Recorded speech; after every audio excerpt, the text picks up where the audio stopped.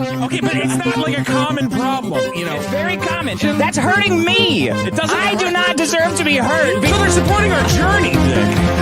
Isn't that great? Guys just making shit out on the internet. And welcome to the biggest problem in the universe. Let's do this thing.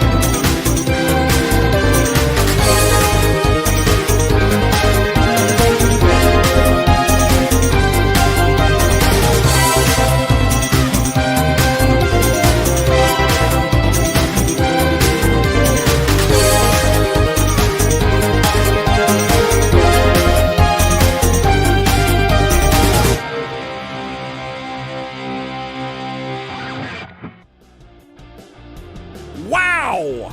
I'm so excited for the show. I can't hear this at all. Is there music playing? Yeah, there's music. It's at such a low volume. It feels I can't fucking hear it at all. It's like the background of a video game with a chick in the lead. Wait, this is not the song I chose. This is their fucking shit. Ah, fuck! I used their shit music. I think that's why I didn't chose. recognize it. This is the stock. Guys, this is what StreamYard wants you to listen to when you're ready to rock. Yeah! It feels like it would play during the credits of a porno on Cinemax. Like a low-budget Cinemax porn opening credits. I tried uploading my own... All right, well, that was a fucking disaster. I tried uploading my own thing, and then I ended up playing some shitty stock StreamYard track. Because, well, hey, at least the show's here. It is the biggest problem in the universe, episode 236, with my good friend... Josh Denny, who's doing the exact same thing I'm doing in this heat, which is constantly adjusting my glasses, which are, oh my God, it's too fucking hot in California right now. Am I right? When you take your glasses off, it's like your eyes disappear. They just turn into slits. They just turn into slits. I've had people be like, you should get, LASIK or whatever. I'm like, I'm a skeleton man without these fucking things. They're little tiny fucking pupils. If I have the glasses, at least it looks like I have cartoon fucking eyes and there's something in there. It looks like shrunken. It looks like man. It looks like you're turning into the people in your neighborhood. I think the longer you live in an Asian neighborhood, yes, you do start to take on traits of your neighbors. I've been smelling their cat barbecues all summer, and I go, "Oh my God! Maybe one of these days, I'll slip on over and get myself a paw." Some barbecues. Oh, this is why I don't go south of the 10 ever. That's why when my cat went missing, I went, "Well, at least there's a family who's eating good tonight. Wow! At least somebody's having orange tail." Low is that what you had? Was it a calico thing?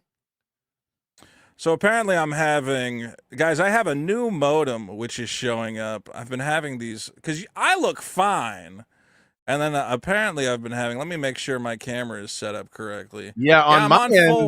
On my end you look like a regular Nintendo. Am I completely pixelated and fucked right now? Yeah, I don't know about fucked, but definitely pixelated. I think dude, something's been wrong with my modem lately. Is my audio okay at least? Yeah, my audio starting to robot and fuck up? Did you hit your gigabyte capacity on downloading? I might have I downloaded too much porn. Here, let me exit the stream real quick. You keep it running. And cool. You're going to reset me on the very first appearance. I'm having you're in charge of this now. Oh, give me great. 2 seconds. Let me just refresh it. This is the thing. The biggest problem in the universe is itself, the show. Fantastic. This, you know what, guys? This feels like 75% effort. I don't know if that was part of the deal, but that's what it feels like. Hey, he's back. Did you say any slurs while I was gone? No, I didn't say slurs, but I did say this feels like a 75% effort show. Well, that's what you're getting, baby. Do I look better or sound better? Or is it you still look fucked? Well, I don't know about better, but you are of full resolution. All right, that's good. I should remember to refresh it before we go live. Well, guys, welcome to the biggest problem in the universe with my good friend Josh Denny, friend of the show. Thank you. It's been a while since we've had you on, Josh. What's been going on in your life? Absolutely nothing. Keeping the comedy flowing. You know, just pissing people off on Twitter. I saw that. I saw that. What did you tweet this week that everybody's like pissed off about or something? I just said something about my intelligence being a problem in in all my relationships, and that I think women actually resent men of high intelligence. And that just turned everybody going, look at this fatso bitching he doesn't get pussy. I was like, I don't think that's what I said, but okay. I'm trying to find this tweet because I had multiple people come to me and they were like, what is Josh talking about? You got to talk about this tweet. And I was like, I don't know, man. Okay, wait. I posted earlier. Man, you've been going all day at these people. Yeah, well, I got multiple threads going now, so. Who seems to be the most mad at you? Is it women are the most mad? Well, is it men defending women? Simps, yeah. There's a lot of simpage in the comments. It's all anonymous leftist people for the most part. Yeah, okay. 224. That's pretty decent. 224,000 views is pretty big. All right, Josh Denny says, I'll be 43 in a week. I've been mostly single for the past 18 months, and I'm now realizing my intelligence is the biggest issue in my relationships. Not getting old or fat, not having professional failures. Look at the dating site blurbs. No woman ever lists high IQ or intelligence in their wants section. Women despise men of high intelligence. And I've been seeing a lot of quote tweets from women going, whenever you say my dating struggles are because I'm too awesome, stop yourself. Oh, yeah, no. Okay, but this person agrees with me. Oh, no, wait. They're saying it's my big, tight ass. Women despise women with big, tight asses. Yeah. I don't know. Well, a lot of people are coming at you for this. And then they love to take the post. People who don't have pictures love to post your picture and just go, you sure about that? You sure about that? It's like, I remember that. I remember this shirt. This was the shirt Kiwi Farms tried to convince everyone was coded pedophile signals. They said, of course, he wore a shirt with triangles on it because he was trying to fuck all the kids in the audience. I know. First of all, there were no kids in the audience. There were none. Right. There were 0 kids. It wasn't even like they're friends of our friends' kid. No, there were no kids. I mean, we do have to be kind of real. There are a lot of dumb bitches. Well, it's not even a about problem. This is what I think is hilarious, and this happens every time I have something go viral. Everyone gets mad at shit that I didn't say. Someone goes, "You're mad that you don't get pussy?" I never said I'm having trouble dating guys. I just said, actually, now that I think about it, in all my relationships, intelligence. You are having trouble dating guys. Yes, yeah. It's been a big problem for you. The biggest problem is how I wish I could turn gay. Yeah, it would be my life would be so much better. And then when we divorce, I could have. We all know this. That's part of what homophobia is. Looking at gay guys and going, "You guys just get to fuck and get, that's it." And there's no fighting about it. Two incomes and all day fucking. It doesn't matter. We both have life insurance. One of us dies. We just keep banging and keep it moving. The gays, look, that's always been the thing as you go. At the end of the day, how can I really criticize the gays when they realize, hey, if we just fuck each other, there's going to be a lot less arguing. And even if we do argue, it's going to be fun and catty. Like, oh, you're such a bitch. I think the only reason we don't do it is because most of us would be like, it's not that bad. And then we would have a real choice to make. We would go, it's not that bad. There's a decision point to be made. Everything else is fucking fantastic. I mean, I don't see a lot of unhappy gays, not in this city. This place, like you drive through West Hollywood, everybody's having fun. I think the most important thing is I've never had any of my gay friends come to me going, man, Carlos took half my stuff and he took the kids and I don't know how I'm going to rebuild. Gay guys just go, yeah, I stopped fucking Carlos. Now I'm fucking Jim. And you're like, that's awesome. Yeah, Jim's great. I love fucking Jim. Carlos is fucking, everybody's just fucking, none of this matters. Like a gay breakup is so easy. I've pounded this ass long enough. There's got to be another ass I could pound out there. Let's go pound some other asses. I got to be honest. I feel like a gay relationship would if I was in one, it would probably end the same way that my last relationship ended, which is, listen, when I leave here, I'm going to get wrecked by an entire chain of black men.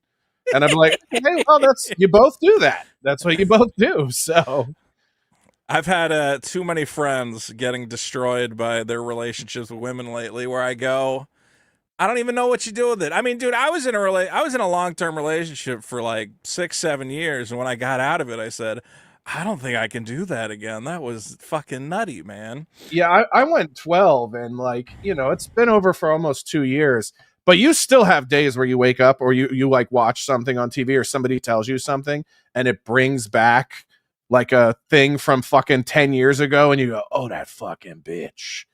I remember, you know what I mean? It's just like, you just go, oh, I fucking remember that. Like, you know, you'll walk by like douche in the fucking store, and the female sanitary aisle, which I find myself in. Not a douche, the douche. You walk by you walk by one of those fucking Vagisil joints or whatever in the store, and you go, remember that time in 2017 when I came home off the road and was gone, and she was like, can you run out and get this for me? I have a yeast infection. Was she fucking somebody else? You know what I mean? Like, oh, you're coming up with like what was going on? What was going on in 2017 when I had a TV show and I was leaving for weeks at a time? Yeah. Oh yeah, she was fucking black eyes, man. Of course. Listen, I mean, my relationship ended perfectly. There were always new Jordans around the apartment. I should have known. She's like, I'm a sneakerhead. I didn't know that's what that meant. See, I was fighting with my girlfriend for the longest time, and then I kind of started blowing up on YouTube, and I said, okay, now's the time. I'm going to move down to Los Angeles. And she was like, oh, yeah, you're going to go find us a place in Los Angeles? I'm like, yes, us. I'm going to find us a place in Los Angeles. And in the back of my head, I'm going, how do I get out of this? I got to escape from this fucking relationship. And then one day, she comes home, and she's like, I need you to know. I need you to sit down. I need to tell you something. I've been cheating on you. And I had to go, oh my God, I can't believe this. And in the back of my head, I'm going, this is the grab out. I'm out. I'm fucking out. And the funniest thing was the guy she was dating, man. I'm not going to go too into it. I don't think he listens to this, but he was like kind of like a nerdy, reserved guy. I think she wanted somebody she could beat up on a little easier. Okay. And he was like, hey, man, I hope everything's cool, man. I'm like, yeah, it's cool. You guys are going to be great. You guys seem great together. He's like, yeah, hey, I heard you're into magic cards. I'm like, I am into magic cards. He said, well, I got all these magic cards I don't want. And I'm like, I'm getting a dowry on the way out? This is awesome. That is such a you thought.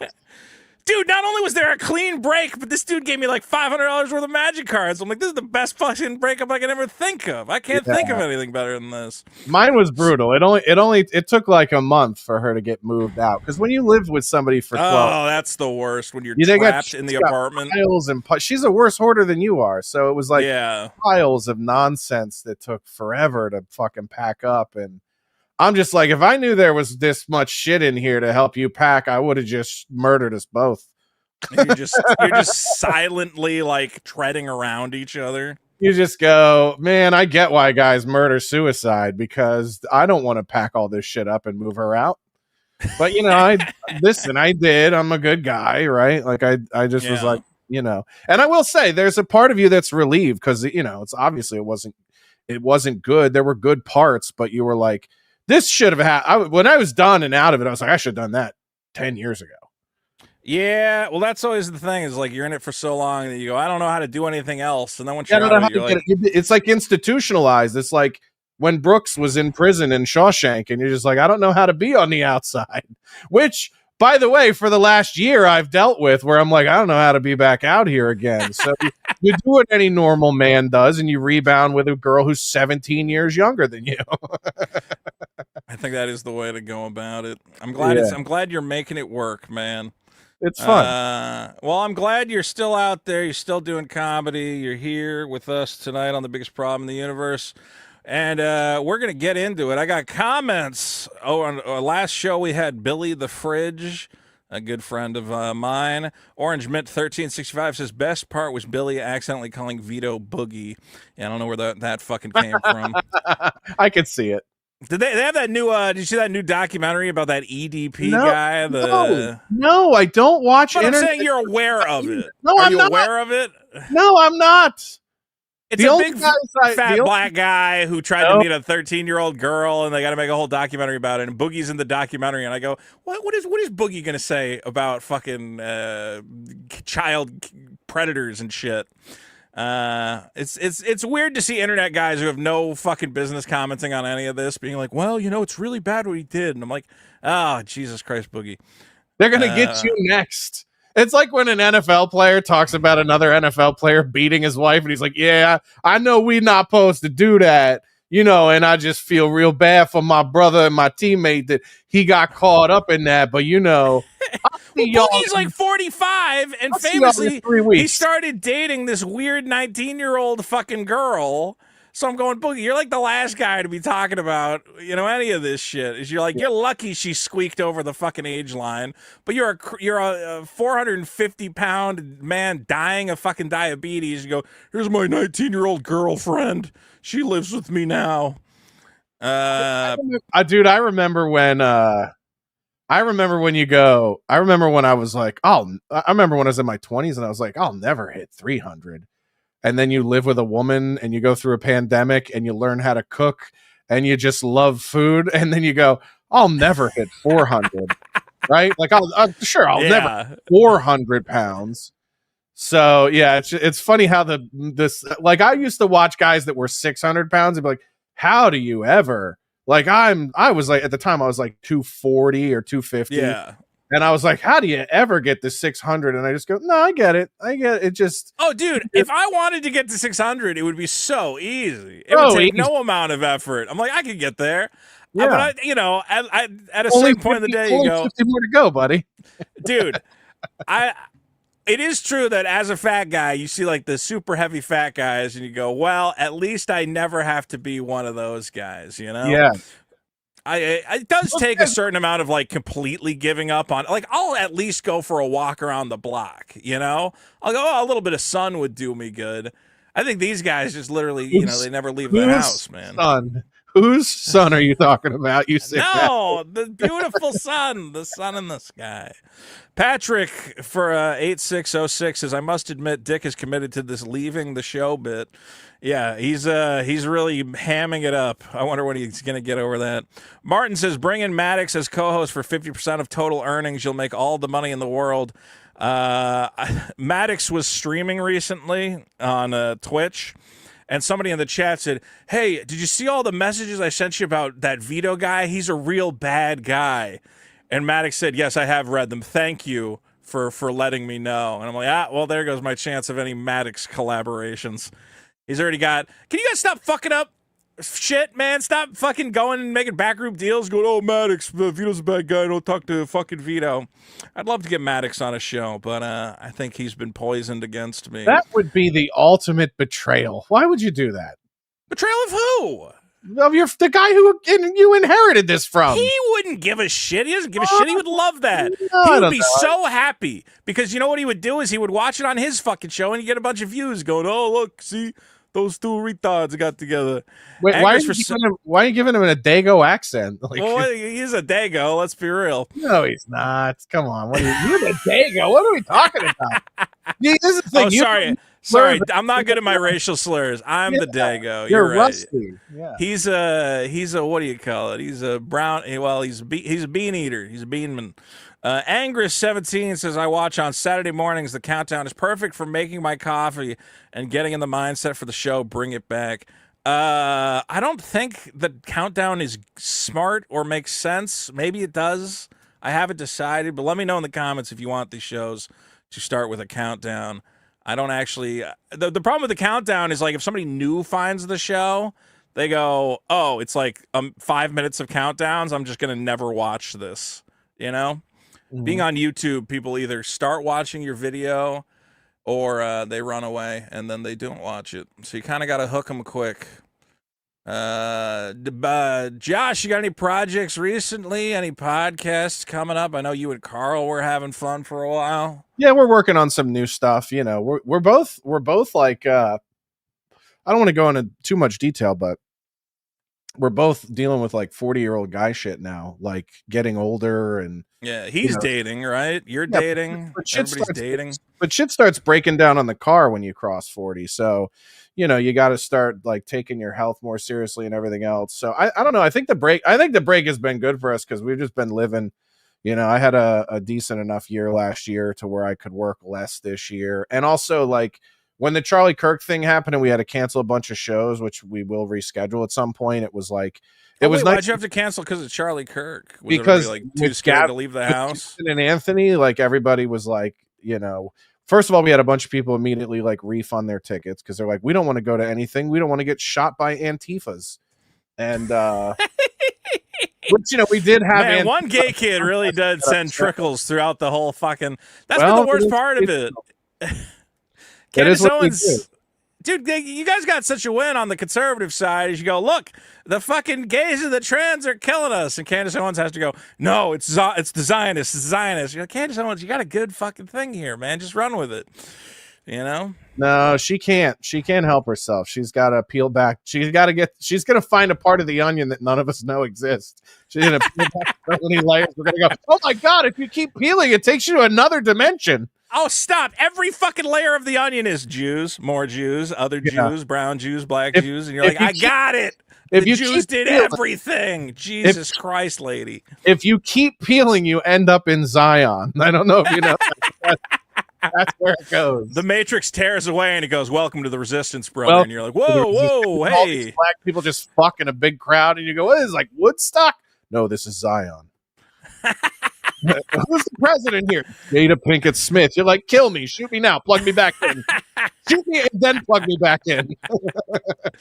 That was the most interesting part of Zion. Is you go, who's in charge here? And it's like a bunch of black people, and you're like, oh, absolutely not. I'm like, that's good. Is there any like white guys helping or something? And they're like, well, it worked out. And then you watch this, you go, what kind of retarded transes wrote this? And you go, oh shit. Boy, did I not know. Dude, that stuff it's in the discourse right now. Right now, Lily Wachowski's trying to make a movie. And then everybody doesn't want to talk about what the movie's about. They're like, I don't understand why Lily Wachowski can't get $10 million to make the movie. And I looked it up, and the movie's about a future dystopia where trans people are discriminated against, and they have to rise up and kill all the cis people. And I go, yeah, that's probably why you ain't getting funding anytime soon. It's transgender Terminator is what it is. We're going to send I'm the you Transinator, and I've come back in time to make sure your child starts on cross-sex hormones. I need your thanks, clothes. Transinator. I need your clothes. I need your clothes. Your boots, your penis, and your mother. I need your clothes, your purse, your lipstick. I want to look good tonight. I am the Transinator. Transinator goes into the women's bathroom. They go, hey, no men allowed in here. I'll be back. Comes back wearing falsies and a fucking wig. Just a wig. just the wig. And it's and none of them can say anything. None of them. He's looking for Sarah Connor. Sarah Connor's hiding in the women's bathroom. The Transinator knows. Two people just standing next to each other. This face goes, looks all right to me. I got no problem with this. Handsome lady. Yeah, I am completely at ease with the Transinator. President Caitlyn Jenner in that movie. She'll do it. They'll do it. Well, guys, it's time for a very favorite segment. A segment I call Vote It Up. You can hear this audio, yes? Vote it up! Vote it up! Vote it up! Vote it up! Ladies and gentlemen, it's Vote It Up, where we take past problems, put them in a new light, and I didn't want to waste all our trans talk because we got a pressing issue. From episode 10, it's the problem of trans athletes.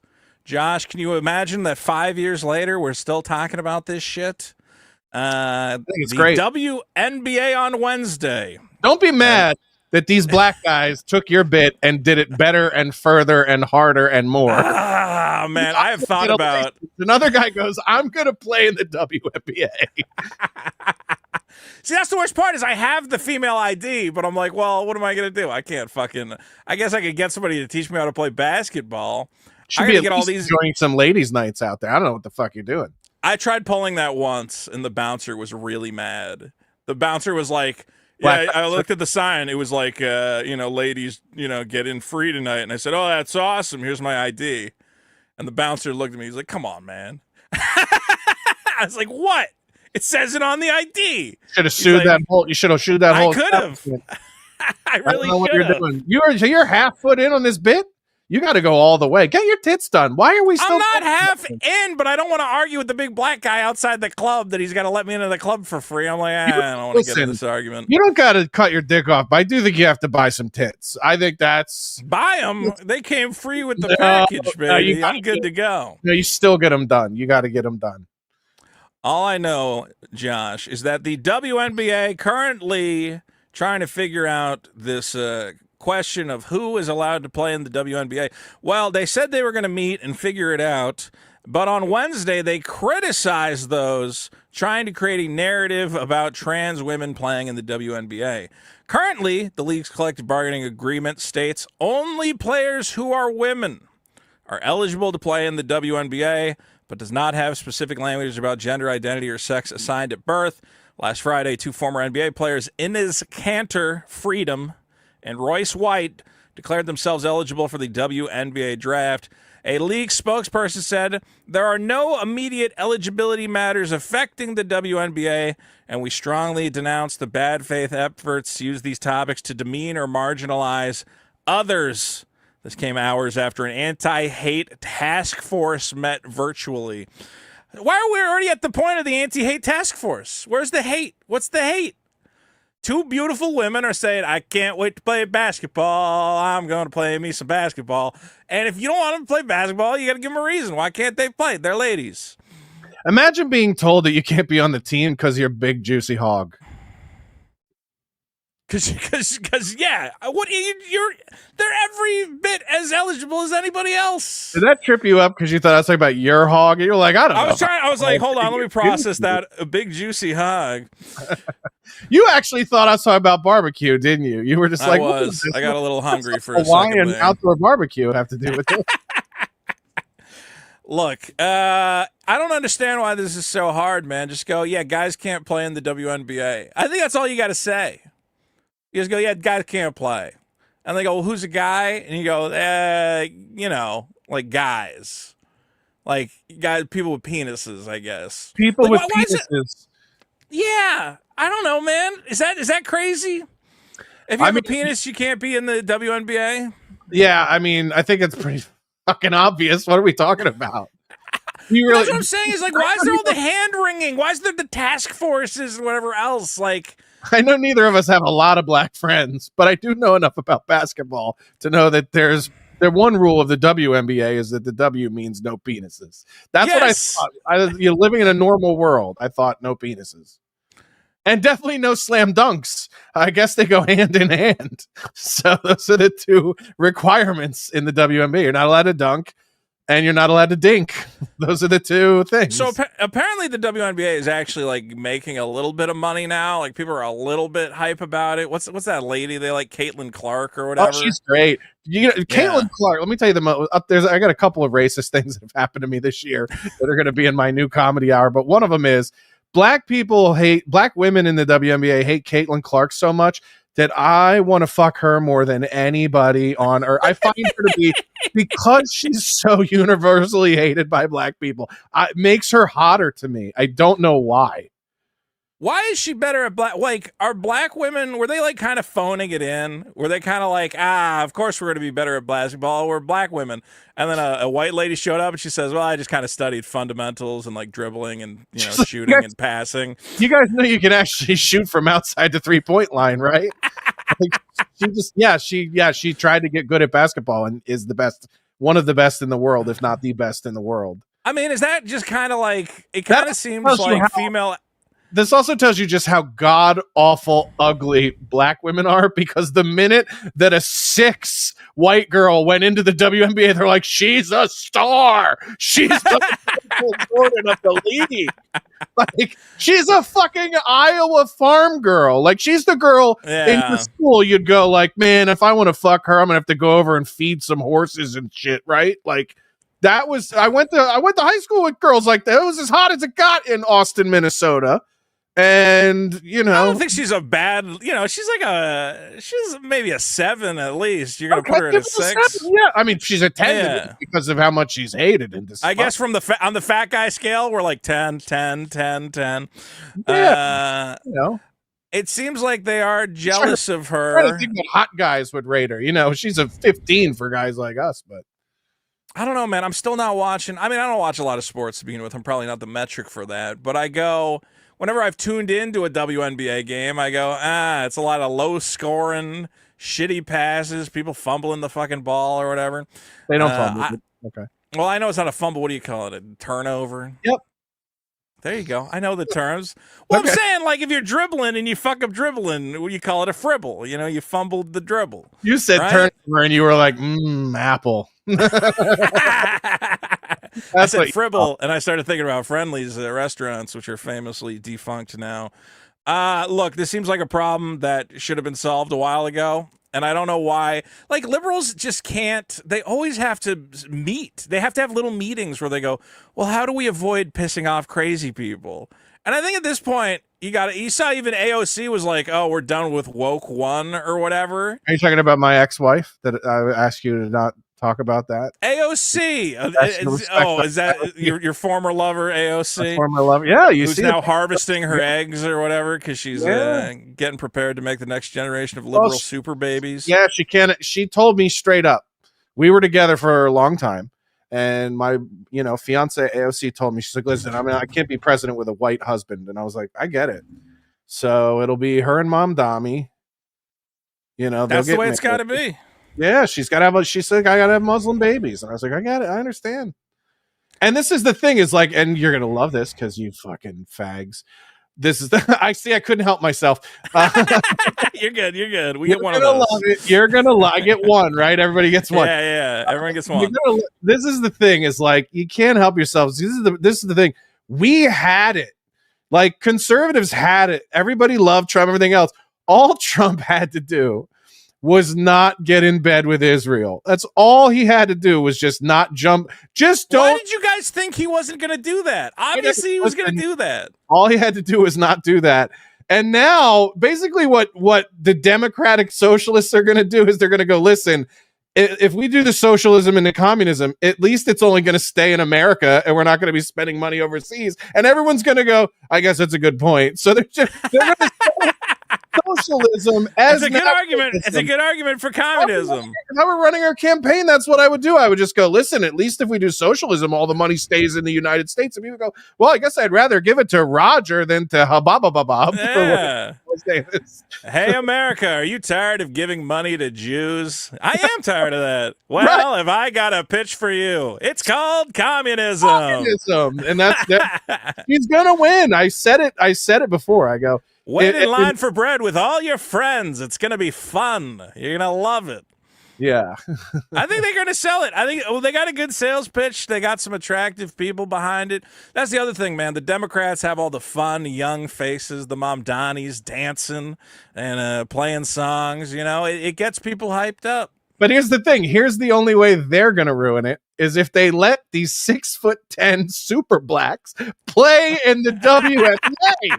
Then they're going to hand it right back to JD Vance. I mean, see, this is why this is going to be interesting. Is they know they can't let these big old guys play women's basketball. So the question is, will they just be normal for once and go, yeah, men can't play women's basketball. Sorry, men. Or will it be this fucking... It's what the liberals always do, is they come up with this roundabout fucking way. Well, if your inner soul in your women brain doesn't align with your transgender, polarity, then we're going to have they're going to fucking set up e-meters, man. They're going to have like Scientologist fucking handles you have to hold on to, and it's going to go... Yep, that's a lady. She's thinking about lady shit. That's a lady brain. We already have this. They're called IQ tests, Vito. and this is the problem. Those don't work. Black guys are going to act with flying colors. Listen, I think if you test me, you'll know I'm not a man. I certainly will not pass as a man. up here. So yeah, they're gonna be in the women percentile. It's gonna run all the way down to the wire. I think it's gonna be Mexican standoff to where I think the league's gonna see if these guys would actually suit up and take the court, and I think they should, and I'm here for it. I hope it happens. I think what they'll do, they're gonna go. They're gonna try and do like an Olympic committee thing. They're gonna go. You have to get hormones for like a year, right? So the question is gonna be, which black guy is brave enough to just go fuck it and just do the hormones for like. You only gotta do it for 1 year. You know, you might get a little bit of titty tissue. You might soften the face, but then you're gonna be playing in WNBA and everyone's gonna love you. So. I'm hoping they called the bluff. We'll see. Trans athletes currently number 37 with 817 upvotes. Don't forget to vote it up. Guys, from episode 21, this is the problem of dead celebrity endorsements. Josh, how do you feel about this kind of shit? Netflix today announced that Wonka's The Golden Ticket will premiere globally on September 23rd, inviting audiences into a thrilling new competition based on Roald Dahl's Charlie and the Chocolate Factory. 12 lucky golden ticket winners. Are they not going to put the tickets in chocolate bars? Hold Come on. on, that's the whole thing. Please tell me this is going to be on Epstein's Island. Please tell me that's what they decided to do. We've rented a private island with its own chapel and dentist chair for some fucking reason. That would be a better thing. Survive Epstein's Island. Yeah. Yeah. Set up all sorts of traps and nonsense. Funny enough, my ex-girlfriend would also die in the chocolate river at that place. So 12 lucky contestants will step through the gates of Wonka's Chocolate Factory into a world of pure imagination. Shut the fuck up. Here's the weird shit. Adding to the nostalgia, the golden ticket will feature the recreated voice of Gene Wilder as Willy Wonka, honoring the legendary performances that enchanted generations. So as these contestants are going through Willy Wonka's Chocolate Factory, the dead voice of Gene Wilder is going to go, for the next chocolate immunity challenge. You're going to have to swim through the Lollipop River. Why wouldn't they just use Chalamet? He played Wonka most recently and is There's so many options. There's so many options. I don't think you need the voice of fucking Gene Wilder to have a Wonka competition. Anybody could be Wonka. It's a disembodied. What's the point? He was like Oz. You could be behind the curtain in a fucking shadow. Just anybody could do it. This is you make to play Wonka, isn't it? I see it. I could be a great Wonka. Welcome to a world of candy, delicious, tasty candy for all the children. Children and chocolate. My two passions. Hey, listen, if you ask me to Family Feud what's stored in your garage, those would be the top two choices. You want to know something though? I don't even think this is like a competition for kids. I think it's like adults, which makes it even worse. It's like a bunch of adults running around the chocolate factory. Yeah, it that's should be terrible. A kid and an adult. It should be It should be a father and son or whatever. That was what the fucking whole point of the original thing was. It should have to be your grandfather that you share a bed with. I think those are the rules. I think you should be one of those people. You should come from a place where you share a bed with your grandfather, then you get to go to the chocolate factory. More than 5 decades after Gene brought Willy Wonka to life, people of all ages and backgrounds will whatever. Basically, Gene Wilder's wife is saying, this is going to be great. I'm so, and Gene would have loved this. You go, would Gene would have loved this, or do you love this? Right. Do you love the fact that they have to come to you and go, here's $1 million for your dead husband's voice? Here's Gene what I find. Gene would have loved Richard Pryor. I don't think Gene would have loved this. Here's what I find more fascinating, though. The series will also welcome back Rusty Goff, who appeared in the original 1971 film and will reprise his role as an Oompa Loompa. Is there a 60-year-old midget who was in fucking Willy Wonka and the Chocolate Factory and he's still alive? Whoa. How old is this fucking guy? No, little person. First of all, little person. I did not realize. I thought all these... Dude, there's a 77-year-old little person? I think it's impressive. I don't think they usually go that far. Dude, I thought normally they die at like 50 or something. It's like... Didn't Billy Barty die at like 100 years old or something? He lived a long time. Well, apparently he's best known from Willy Wonka and the Chocolate Factory, New Hope. Was he inside the R2-D2? And he played Goober on Stupid, whatever the fuck, a British. I have no idea what it is. How old is Warwick Davis? He's my favorite. He's got the little legs. How old is Warwick Davis? Warwick Davis. Let me Well, see if I can. I think he's pronounced Warwick, but fuck him. He has little legs. You're like, he is also getting up there in age, huh? But he was I like think he's in his 60s. well, he was like a little kid when he was like a little kid midget, which was like kind of the best kind of midget because you got all this midgeting ahead of Bro, you when he did to Willow, go. he was 18 years old when he did Willow. Yeah. So he was like a little, and when he was because he was an Ewok before that. He was He starred in Willow at 18 years old and was incredible. He's only 56. dude. If he was in what do you call it, Willow in 1988, but if he was in when did the fucking Return of the Jedi come out? It was like 85 or something. So or he was eight- like it might have been 15 or 83. 16. He was playing a little fucking teddy bear. Yeah. Defying the odds. Well, good You ever for all of them. You ever watch Life's Too Short with him and Ricky Gervais and oh my god. I did see. I've seen clips. I've never watched full episodes. Oh, you got to watch it. It's just Ricky laughing at his condition. That's the thing is like we gotta talk to the BBC because everything we think is hilarious still flies over there. You just can't tweet or they'll arrest you. It is interesting the cultural divide where I don't know, man. It's like I don't know. It's too much to parse. Where you go, wait, why does that fly over there? And then over here, I go, what we're talking about. You need to do cartoons though. It seems like if you do a cartoon, you can do anything. Oh yeah, did you watch rape? You can do racism. You can do anything. Did you? Well, you can't do them. You can write them into the show, Vito. You can't actually. No, you can do them. You can just be super fucking racist. It's great. Okay. No, did you watch Ricky's new show, Alley Cats, on Netflix? No, did that just come animated, out? Yeah, why does that guy always have a new show? Well, he doesn't always. He's like 5 shows. It's an animated thing. Yeah, it's really good. There's only 6 like short episodes. It's really funny. I don't know why is there always. It always seems like there's a new comedy about what it's like to be a cat. Am I crazy? Maybe in your world you see them all, but I don't watch a lot of cat shows. I mean, well, Garfield, Heathcliff. At one point, Seth Green, I think, was making one about cats who get stoned. Oh yeah, that's right. There was that one. I think I could still sing the Heathcliff theme song. I think that's still buried in my mind. I can't remember the Heathcliff theme song at all. I was a big Garfield. I remember the Garfield Christmas special. Now that was a good one. I think I got the first 2 lines, but I think I'll be done after that. But yeah, Heathcliff's still going strong. I was a Heathcliff man. I was not a Garfield man. I was like Garfield. I was like, look at this fucking stupid bitch. Garfield. I liked Garfield as a kid. Lasagnas. You were like, this is me as a kiddie. Heathcliff also ate. Heathcliff also had a bit of an appetite. He didn't eat entire lasagnas. He was a trash cat.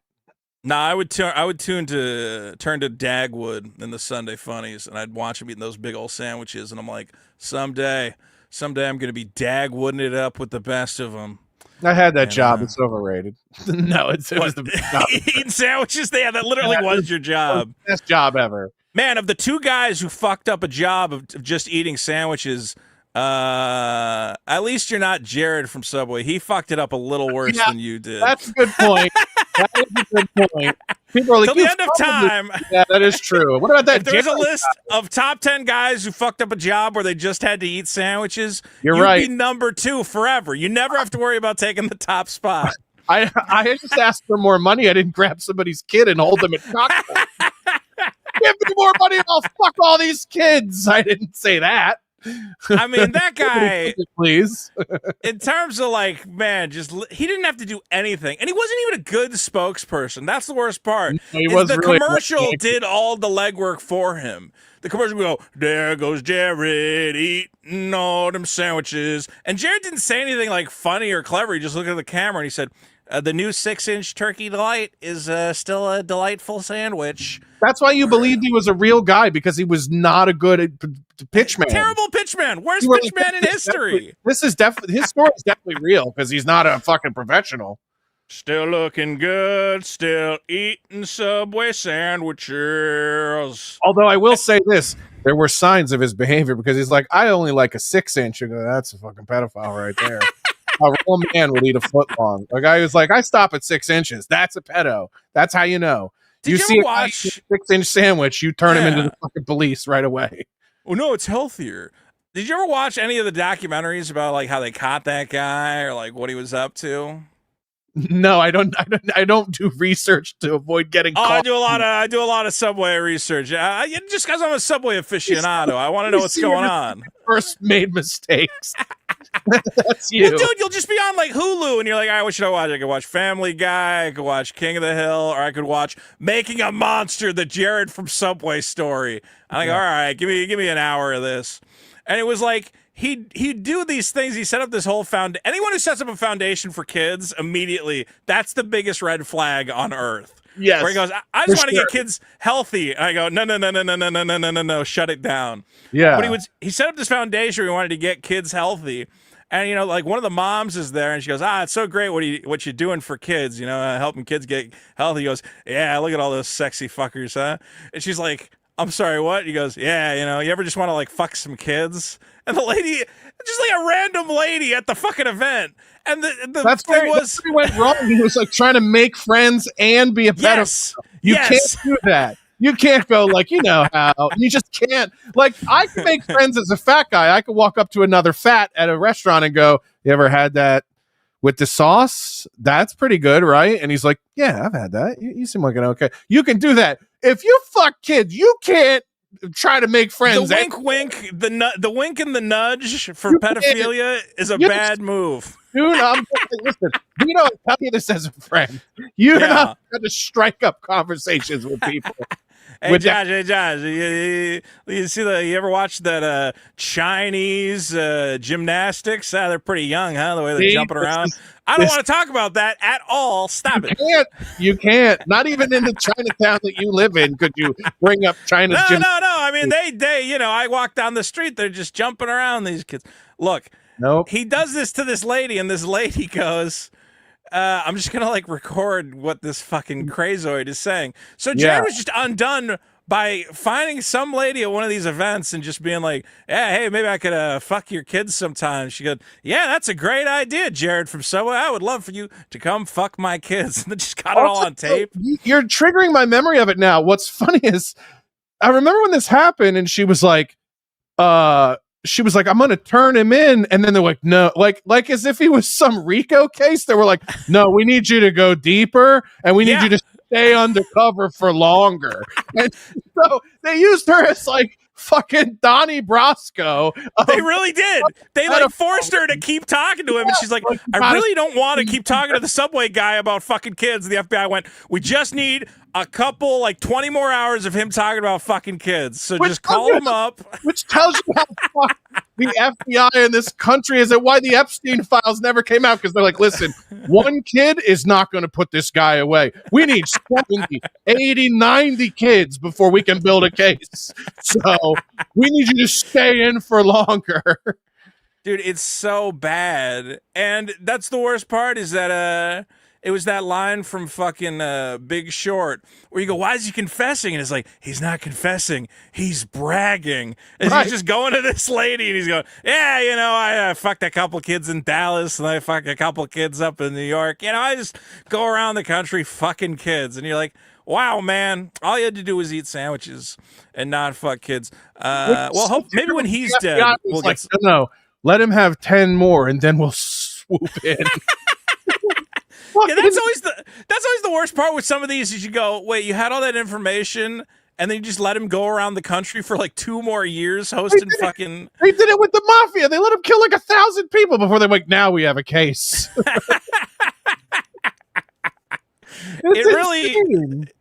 It is funny that those stories just end up about being the horrible ineptitude of government and stop crimes. You go, yeah, well, we really got justice on that guy. You go, he molested like 100 kids in the time it took you to get him. But, this is a failure.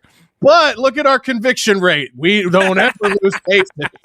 We never fuck it up.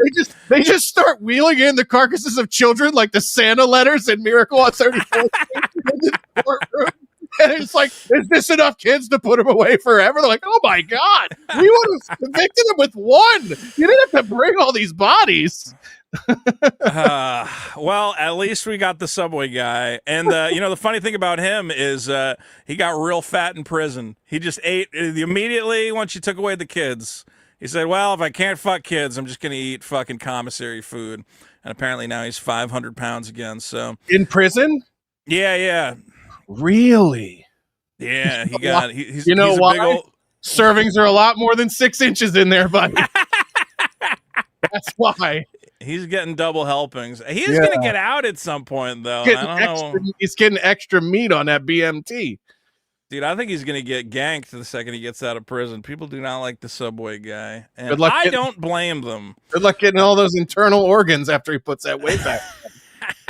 Yeah, he's going to be shank-proof. Yeah. Well, Dead Celebrity Endorsements currently number 152 with 410 upvotes. Guys, don't forget to vote it up. Vote it up! Vote it up! Vote it up! Vote it up! God, this heat is fucking killing me, man. I'm not going to lie. You don't have AC in your place? I got AC. It's just not enough. So hopefully You have a window unit? Yeah, I got a window unit, and I got one of those quiet window units, so I don't got to worry about it interfering with the microphone. But it's just not enough. I'm dying. All right, I'm gonna go first with my problem. My problem. You ever heard about these Asians, Josh? Nope. Well, here's the curious thing. Am I not No, and I refuse to learn anything about them. Okay. Look, there's this, I'll bring up what set this off. There's a new animated series coming to Netflix. It's called Dang. And it's about, wouldn't you believe it, a precocious group of Asian Americans and how hard it is to be Asian American. Dang, a new animated series premieres September 8th with Andrew La, Poppy Lou, and Stephanie Hu. Siblings Andrew and Eunice are living out their fun and messy dreams in New York City until their worst nightmare comes true. Their high-achieving sister Ruthie, can you believe it, a high-achieving Asian woman, wants to hang out with her slobby Asian family who, let's be clear, are still high-achieving, but they do drugs, Josh. Can you believe it? Oh, subversive stuff. Let's watch 2 seconds of this. Hi, Mom. Isn't it great how all 3 of your children are succeeding in New York? One succeeding, 2 also around. I'll take it. So as you can see, it's about dealing with your disapproving Asian parents. Fascinating. Now, when I saw this, my first reaction was, and I didn't know about... I can move to. Well, first I said, man, are the only fucking animated series we're going to get from now on is about different immigrant families and how hard it is to be a fucking immigrant, which seems to be, yes, that's the future of all entertainment. But then I said, what is this thing where, like, Asian people want to feel like they had a tough upbringing because their parents were like a little bit strict and encouraged them to succeed? Yeah, Asian struggle is considered science fiction, I think. Well, I found out, dude, I found out that there is actually a fucking term for this, for the fact that all Asian immigrant kids think they have gone through some sort of unique struggle, but actually they've all had the exact same struggle, and it's not a struggle at all. This is a problem called cut fruit diaspora. Have you ever heard of this, Josh? No. Cut fruit diaspora? Yeah, I can't even pronounce the word. Diaspora. I've never heard of this. And yet I found out that, so diaspora is the idea that people of a different culture come to a new, land, and then their culture gets spread out. It's how do you hold on to your cultural roots when trapped in the horrifying nightmare that is America, which is making you rich and beyond your wildest dreams because you now own 13 fucking laundromats. So all these Asian American children who have grown up in the last, 20, 25 years, and let's be clear, a lot of them are wealthy and well off and well educated. They are bonding over their shared trauma of, mom really, I can't believe mom made me take violin lessons, or I can't believe dad pressured me to become a doctor.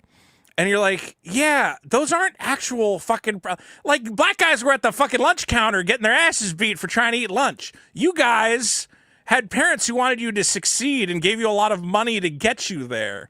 Now, the reason it's called cut fruit diaspora is because they all have these shared cultural memories of arguing with their stupid parents about, I don't even want to succeed. I want to be like the white kids and fuck up and do drugs. And their moms would be like, no, you're going to study. It's most important to study and then fucking do gymnastics and violin. And then mom or dad would go in the kitchen and cut up little bites of fruit because that's how Chinese kids eat fruit. His mom would like take the fucking skin off of grapes or like peel. You know how a white kid would just grab an apple? We just eat an apple. Chinese people will sit there and they'll like gently take the skin off everything and cut it into perfect little bite-sized pieces and then serve it to their children. And there's literally like hundreds of essays from Chinese people or like Asian American kids going, and that was our love language. Where at the end of the day, I knew my parents still loved me because mom would cut up some fucking fruit on a plate and give it to me after dinner.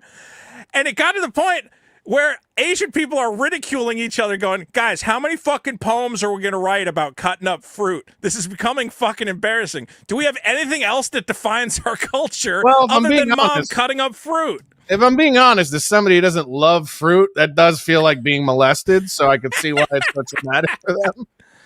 Look, cut fruit diaspora is a cultural metaphor. I'm not making this up. This is like an actual thing. You're making a shared emotional...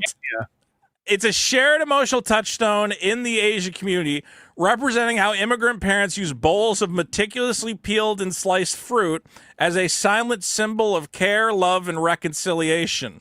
In many immigrant households, affection or apologies are expressed through bowls of fruit instead of verbal phrases like, I love you or I'm sorry. So basically, Asian American kids are like, Mom never told me she loved me, but I knew she loved me because she would cut up oranges for me. A plate of bite-sized fruit bridges the emotional gap. The labor of care. Parents sometimes go through painstaking lengths, such as de-seeding pomegranates, peeling grapes, or cutting elaborate shapes to reflect their sacrifice and deep attentiveness.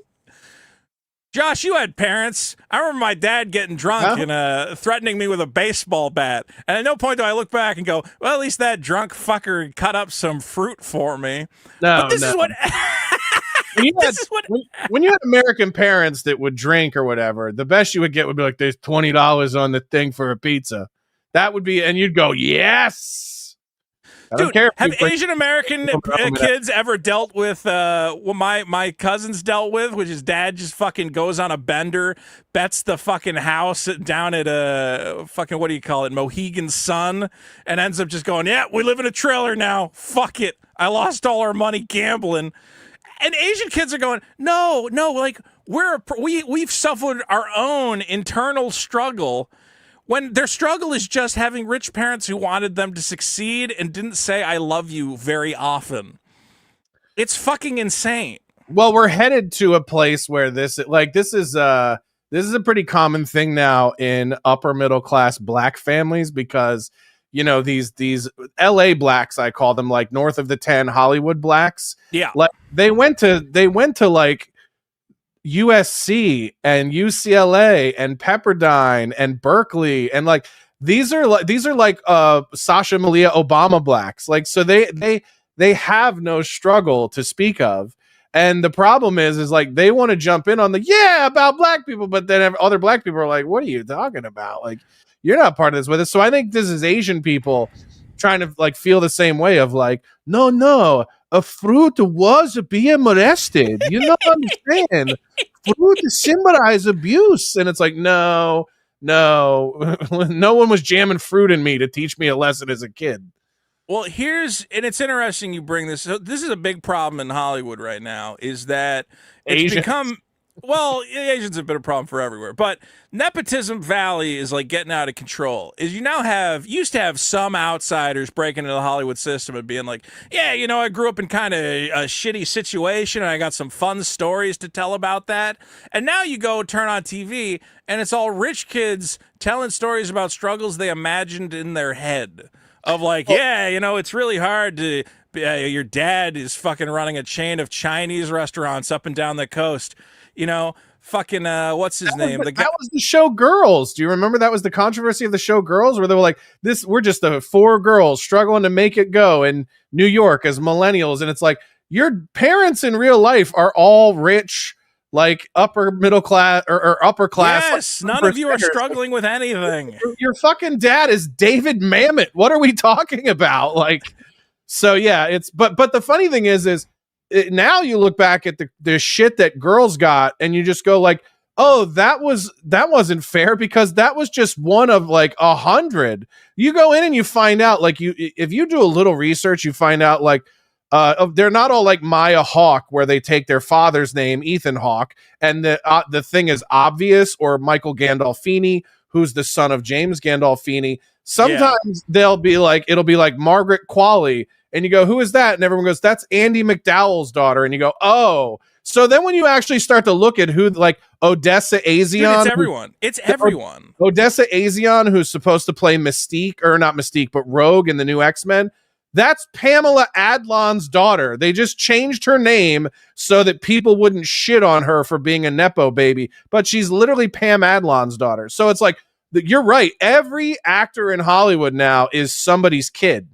Like, that's just fucking Jack Quaid. And the worst part is, like, some of them are good. Like, Jack Quaid is good on fucking Bill Pullman's son, the one who was in Thunderbirds. What Thunderbirds? Thunderbolts. What am I talking about? Thunderbolts. He's Lewis Pullman. Lewis Pullman. Yeah, he played he's good. Void or Sentry. Look, a part of all of this, the reason you have a lot of this Hollywood nepotism is, of course, rich kids have a lot of time to devote to becoming actors and actresses, okay? It's kind of the perfect job for rich kids. It's like, oh, I don't have to produce anything, I don't have to work the family farm. I can just learn how to have feelings. Okay.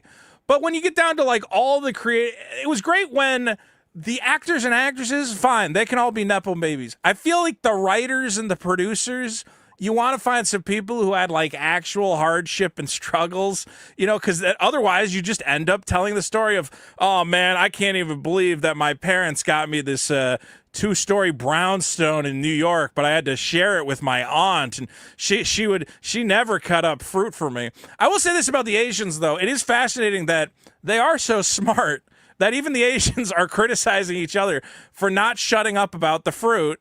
And also, the other thing that Asian Americans dealt with was going to school and having other kids go, yo, your lunch stinks. Yes. Every Korean person has that origin story of like, I used to hate. They'll always I hate going to school. Every fucking Korean food show you watch, it's David Chang going, and I don't know what the things are called, but he's like, did you ever kimchi and shit? Like kimchi. No. They're funnier than that. He'll be worse than that. Dongchi Dukyang. Yeah, he's like, I remember the first day that I went to white school here in Los Angeles, and I had to open up my lunchbox and have bibimbap, and everyone was like, that smells like cunt, dude, and everyone hated me, and and that stuck with me, and that's why I'm a chef today. And you're like, oh. I like how all the Mexican kids are like, dude, I had like fucking half a ham sandwich and a thermos full of warm beer for lunch. And all the Asian kids are going, I was just so traumatizing growing up that I would open my lunchbox and a child would look over and go, yo, nigga, that fucking shit stinks. Yeah. 100%. And again, that's another thing. Where all the Asian...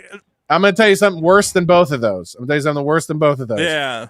When you're the kid whose mom works at the cafeteria, we had a kid like that in high school whose mom was a lunch lady. Let me tell you something. That kid would have been rather beaten with a fucking brick full of penises than have his mother be a lunch lady, dude. Having the lunch lady mom is pretty embarrassing. That's some real fucking trauma. That's bad. No Asian kid ever had to have the lunch lady mom where you go, yo, your mom just made me pizza, bitch.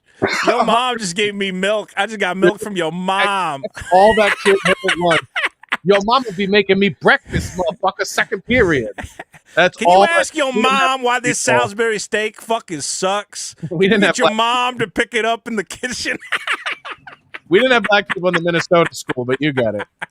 That's way more traumatizing than being like, oh, my rich family made me a fucking custom bento box, and someone looked at my fucking bibimbap kimchi and said, damn, that shit's stinky.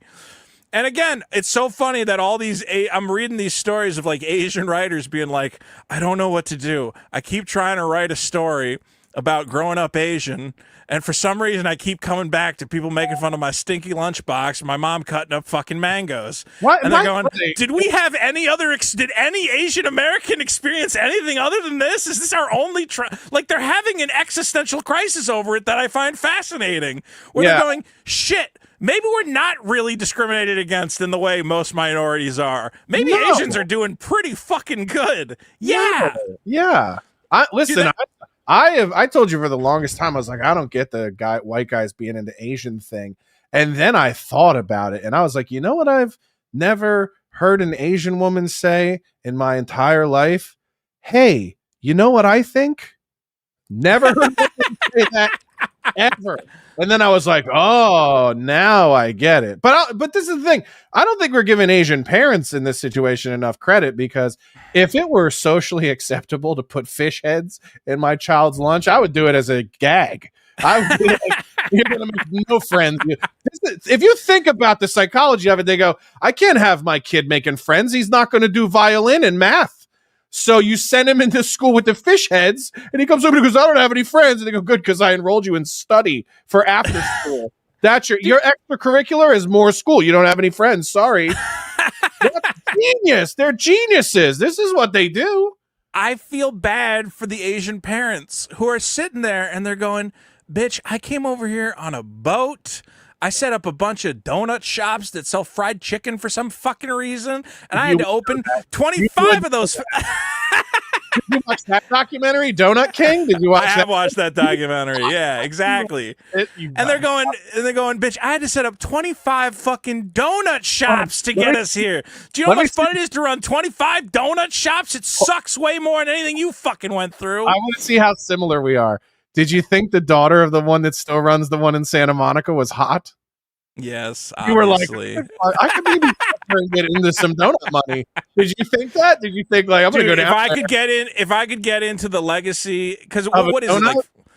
No, what community is it that opens all the fucking donut shops? It's like Vietnamese. Yeah, dude. If I could get into the fucking Vietnamese donut shop empire, I would be a happy boy. I'd get up, make the donuts, kiss my Vietnamese wife and my beautiful Vietnamese children, and then I go, and I'd look them in the eyes, and I'm going, I'm giving you the stinkiest fucking lunch you've ever seen in your life, and you want you to turn. Yeah, because otherwise they won't learn violin. Yeah, I want you to open this in front of all your friends, and they're gonna laugh. They're gonna laugh at how stinky your fucking lunch is, and you're gonna take it like a man, you little bitch. I'm seeing all these Asians. These Asian American kids are going, oh, I guess all this cut fruit, it makes up for all the therapy I had to go through. And I go, what fucking therapy? You guys are living the perfect life. You have parents who are autistically dedicated to just making money obsessively, okay? And they're great at math, so they never fuck up the books or get audited or anything. Yeah. And then you take that money and you guys get to just fuck around and move into the city and write little Here, I have a poem about fruit. You want a poem I got here? Is this this is your poem or one you found? This is one I found. It's about the fruit. I didn't realize how much my mother loved me until I cut into a pomegranate for the first time. Shiny red jewels bursting like boba. My cutting board a battlefield. Shirt a virgin's underwear. Splotch of red, sea of white, like the flag of a home I've been to just once.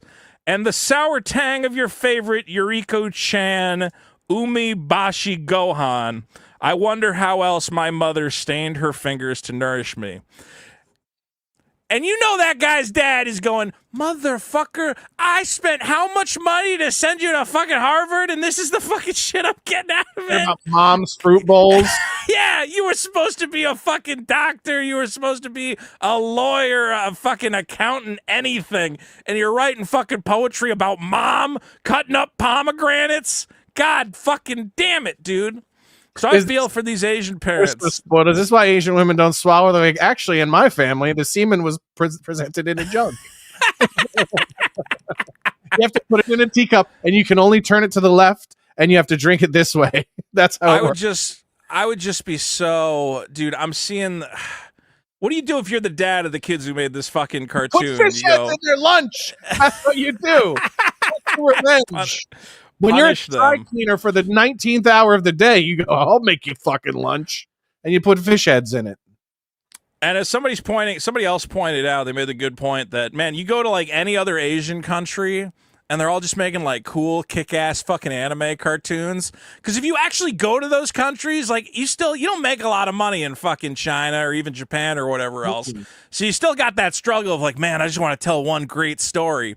And then you come to America and you go, what if I told a story about living with my friends and like how mean my mom was? Duh. Or like that fucking, remember when Pixar, you're like, oh, Pixar is great. You make all that Toy Story, and what if toys had feelings, or what if cars could talk?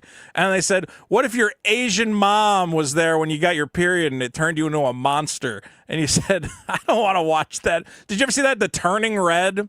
Yeah. Where the girl turned. Yeah. It was just a big panda. It was a metaphor for puberty. It was a metaphor for, hey, you're an Asian girl. Yeah, it was all about how hard it is to get your period living in an oppressive Asian household where your mom cuts up fruit for you. And they went, I don't know why this didn't make money. Because nobody can identify with this fucking shit. Yeah, it didn't make sense to me. I didn't like watching it.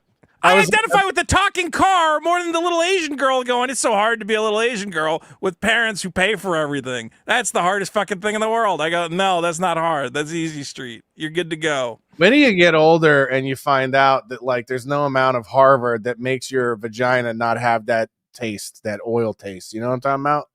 Like that's the shit that they need to talk about. Whose vagina is the oil taste? The Asians? Asian. Well, you know what I'm talking about. Okay, so you know how spaghetti tastes like a regular plain noodle? You don't put any sauce on it or whatever. Right. It's like noodle. You know how lo mein always has that oil? Yeah, greasiness to it. Yeah. That's what their pussies have. All of them. They all have the sesame oil. The sesame oil leaches into the skin. Yeah, and I don't know if that's from the fish heads or the bowl fruit or whatever, but that's what you need to address. Your life would be better. You figure that out. White women will go extinct.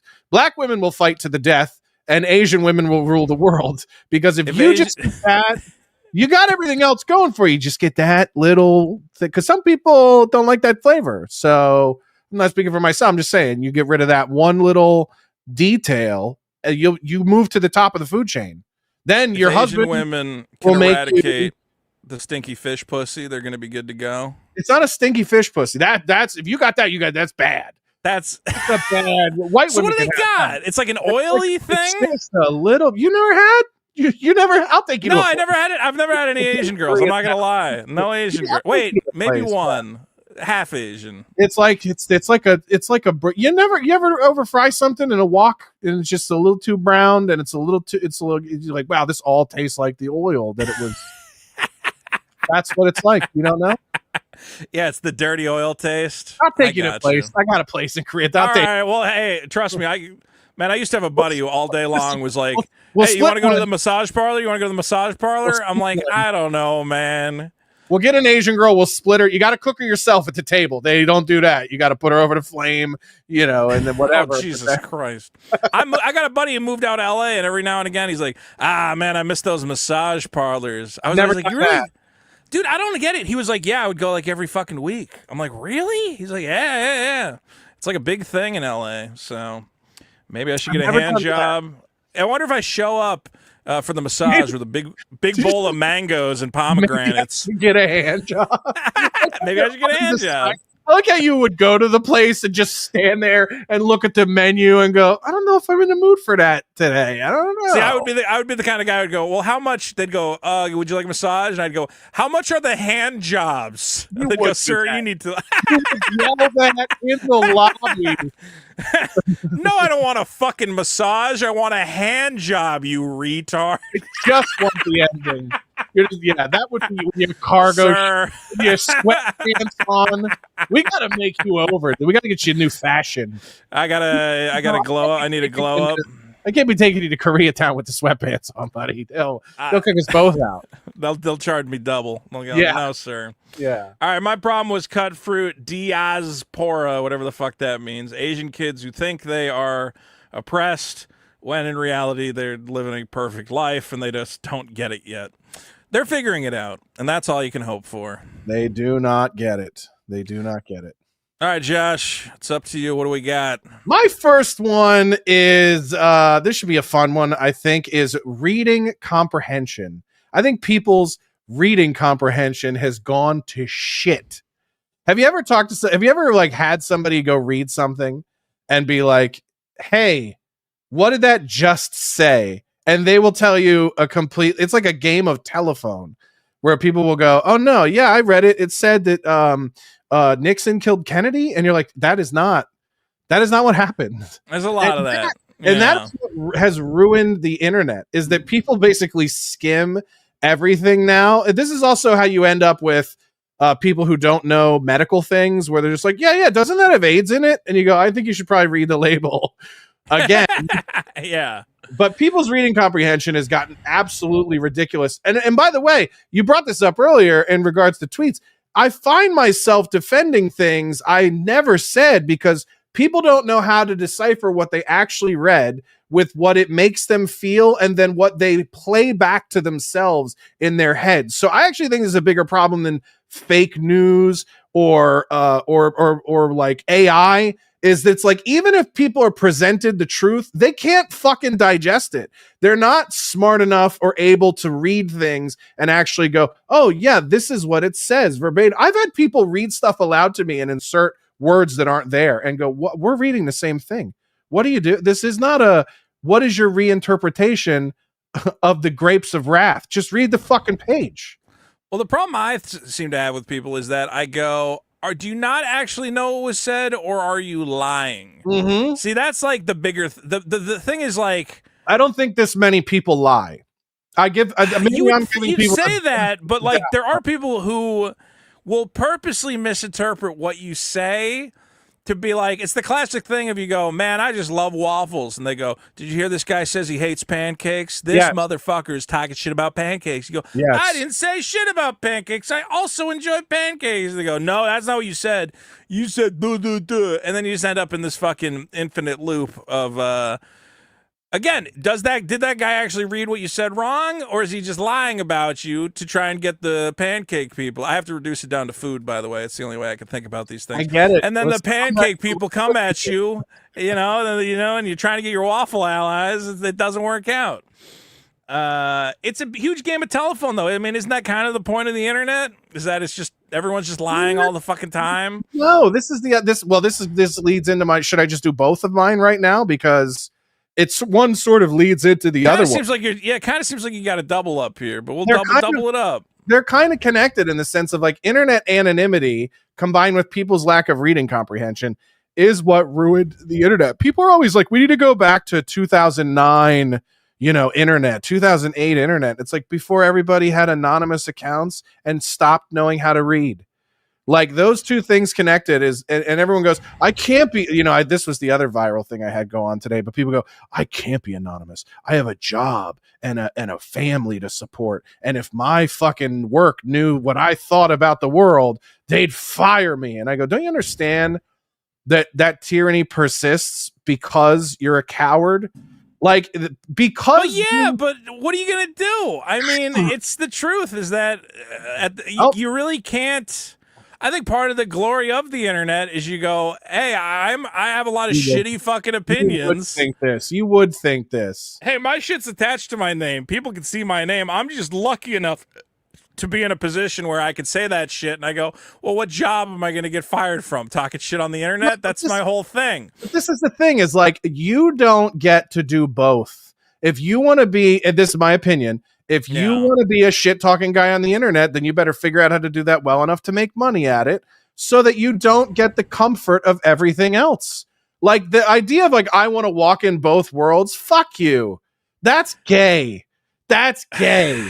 I want to be able to say whatever I want about people without them doxing me, without there being any consequences. And I want to be able to dox them without them returning the favor. And I use this analogy. It's like the Old West. When everyone had guns, people were nicer. There were less murders.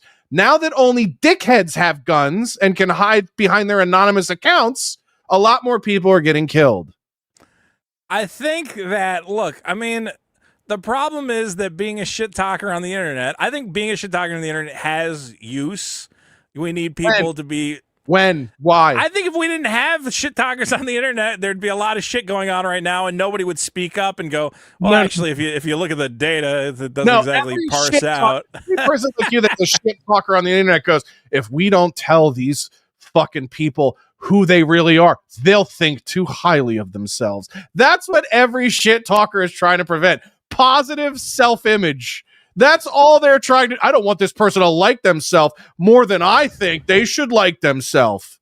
That's what it is. That's all it boils down to. We don't want them to think that they're funnier than they are. We don't want them to think they're more successful than they are. And if I don't police this person from behind an anonymous firewall, they might think they're better than me. It's like that guy at the bar who's a fucking Barney. Who was the Barney from Simpsons? Was his name just Barney? Yeah. Barney Gumble, right? Gumble, whatever, I don't remember. But it's just that guy at the bar going, you fucking think you're better than me?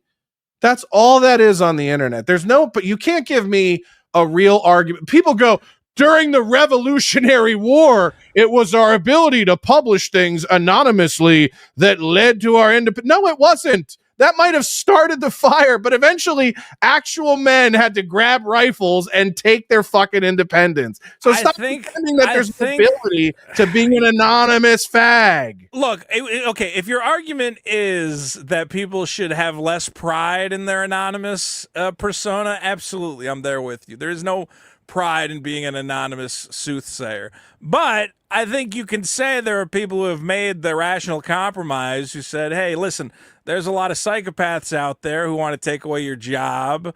You know, I have a private... It's them, the very same people making this argument. Sometimes. Put your address out there so we can come to your house. And I go, okay. Oh, by the way, you of all people with the come to my house shit. Okay. Like, don't act like you're fucking...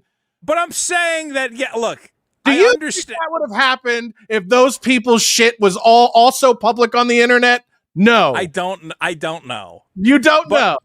I don't know. I don't know. Some of their shit is public, I'm sure. I've never really. You're defending something that you don't like. I'm okay with people being. Look, you have to be okay with people being anonymous. I understand why people want to be anonymous. Now, obviously, if someone is personally shit-talking you, at the end of the day, you want to go, who is this fucker? Because most of the time, it's some retard in his fucking basement or whatever. Property, Vito. What about when they grow up? Well, then they're not anonymous anymore. If they come to your property, they can't be anonymous, right? Yeah, but this is the thing. Do you think that would even happen if more of their shit was public? Probably not. I don't know. I don't know if a gun. That's everybody having a gun. I think I'm in a very unique sector of the internet where nobody really seems to care if their shit is public or not, because none of us are living lives of luxury. None of us have excellent jobs and relationships we need to protect. Yeah, but why should? But here's the thing: need to protect. Why are those people's incomes more deserving of protection than anyone else's? Like Antifa and trolls try to get our gigs canceled all the time. A lot of times they succeed. Like, they fuck with our shit. I don't think that would have ever happened if the anonymity was off the table from the beginning, where it was just like, no, everybody kind of has to show their name and at least show your face. Well, you don't have to use a screen name, but no, you got to have a face. So famously, you've had comedy shows which have been canceled by Antifa rabble rousers calling up venues. I've also had the mayor of a city shut our show down because trolls called the fucking police station and said that they were going to show up and start a riot. And you're saying that if these trolls could not be anonymous, if they were known, they would behave. If their fucking face was out there to where I go, I guess I could be recognized and get punched in the face for some shit I said. They would be nicer. They would just be nicer.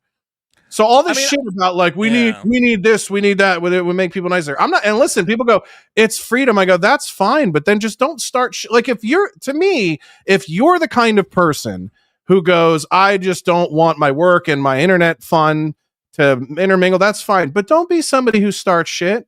And this is the problem: is that the anonymity is good for people who don't abuse it, but everyone abuses it.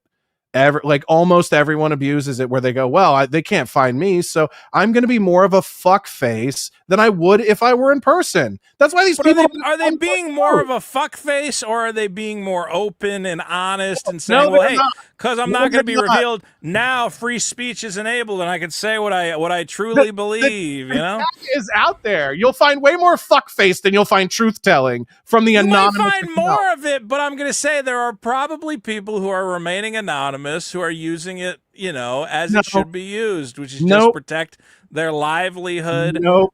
Now, I'll look. I can't name one account that is an anonymous account where I go, I actually enjoy following them. Their takes are good. Their input is good. There's not one.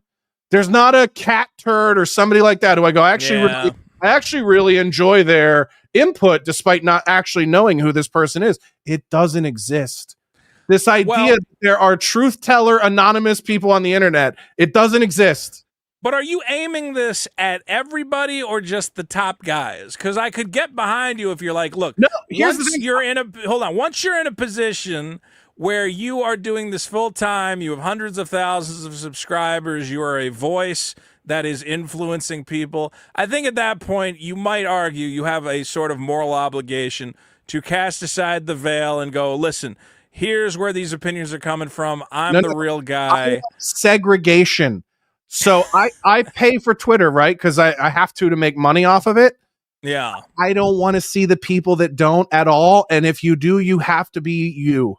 I want a segregated internet. I want an elite internet that I can use that's only other people that have the balls to show their face and be themselves. That's what I would pay. I would pay more for that. It would be interesting go ahead. Megatrons can fucking stay and shit talk to each other in the goddamn alleys of the internet. That's what I want. That's what Facebook was supposed to be in the beginning, by the way. I want a 1%er internet, and it doesn't have to be 1%er, but I want an internet where it goes, no, we're all the people that are actually going to stand behind the shit we say, and we're actually going to have the courage to show our face, and we're actually going to deal with the social consequences of the things that we talk about. And guess what? The fucking idiots will do it because all they've ever wanted is access to people that are higher than them on the food chain. So they will comply. You don't have to mandate it. I don't think we should mandate it. I'm not a fan of Internet ID, but you give people like me and you and Dick and any of these other people a tier that we can go to where we go, this is the tier that we're going to be on. You should have extra reach if you're willing to put yourself out there. Maybe. They're all going to do it. You rank higher in an algorithm. Yeah. Give me a 2-tiered internet. I'll pay for it. I don't want to deal with that shit. And they will then pay for it too because they want to be part of the thing. That's the whole reason they're dickheads to begin with. They want to be recognized by people that 20 years ago they had no access to. That's all it is. Well, you make a good point about like a guy like Cat Turd, where I go, well, why are you following a guy named Cat Turd for fucking political ideas? And that's absurd.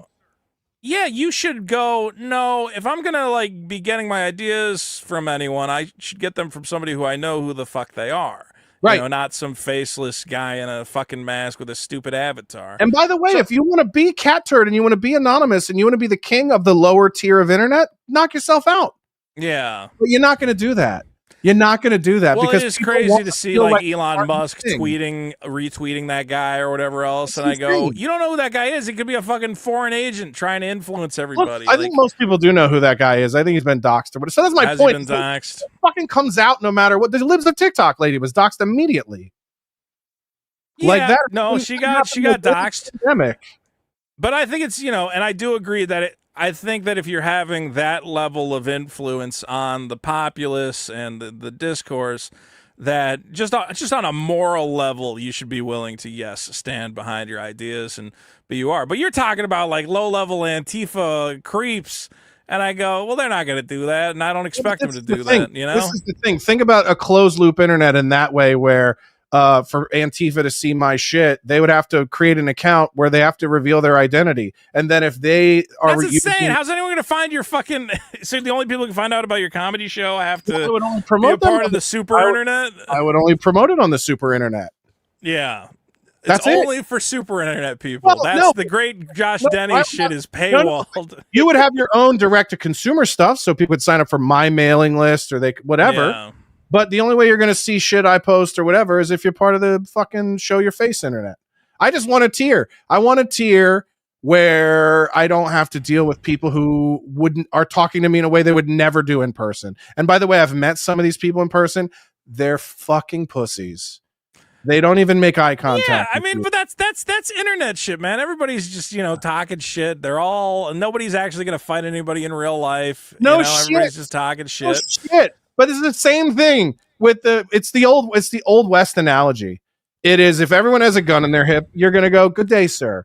Hello, Matt. I'm saying that you with the anonymous people, you got to treat them as the anonymous people. You got to go, at the end of the day, I'm not going to give. I think the people who give the anonymous people credence and they go, yeah, that's important. That's good. It's probably some Indian guy who's just posting it for engagement. It's probably AI or something. It ain't an Indian guy calling our venues, getting our shows canceled. You never know. Some of these, you've said things about the Indians. Okay. I did say things about I just think what you're proposing, I don't even know how you would fucking, no one's. It's called you got to pay for it. We had it. It was called Facebook when it first came out. You had to have a .edu email to be a part of it. You just changed it. Yeah, but nobody wants to use Facebook. Facebook just turned into boomer bullshit. Of course. But the thing is, listen, if you made a tier where you go, the only people on this tier are people who verify, show their face, and use their government name, I guarantee you it would be the most popular social media. I think it would result in so much. I think it would people. For public, I think it would result in so much self-censorship. People would be too worried to say anything because it's going to get traced back to their job. I think it defeats the whole purpose of why we have an internet is so you can talk a little bit of shit. You mean being polite like we used to be? Look, I empathize with you on some level because I am, but I've been lucky to get to the point where I'm comfortable. At a certain point when I didn't have any money, I had to watch what I said because I'm like, well, I don't want this coming back. It's going to, lose me my job. It's going to fuck up my opportunities. I don't care that makes you a coward. Just if you're going to be pragmatic, then don't be a fuckface. If you're going to go, I should watch what I say, then treat it as such. The anonymity means you actually don't have to watch what you say.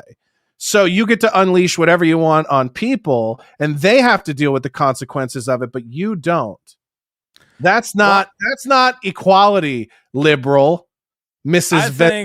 I think what you're arguing for, and I've always made this point, is that the people who want justice system. That's people like black who want the judges going, black people are dumber than white people, so we got to go easy on them. That's what that is. You're a liberal judge.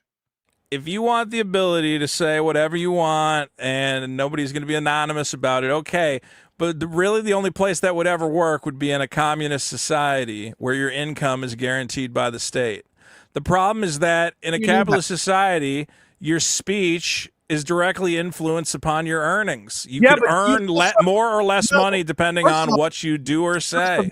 Do you think that society would be that way if the internet was like I talked about? The reality is no, because then everybody would have to go, listen, we all say some shit. We've all said some shit. I think the free market will always go, no, it's my business and I don't want to hire that bigot. No. I think that's what they would say. Here's the thing. You don't know that. I know that because I was a director of operations for companies before this shit existed. When MySpace existed and Facebook existed. Yeah. All this shit existed from what? 2000 until 2012. Do you know what we used to do when people come in and go, so-and-so posted on their MySpace page that we hate Jews? We go, shut the fuck up. Did it happen in the store?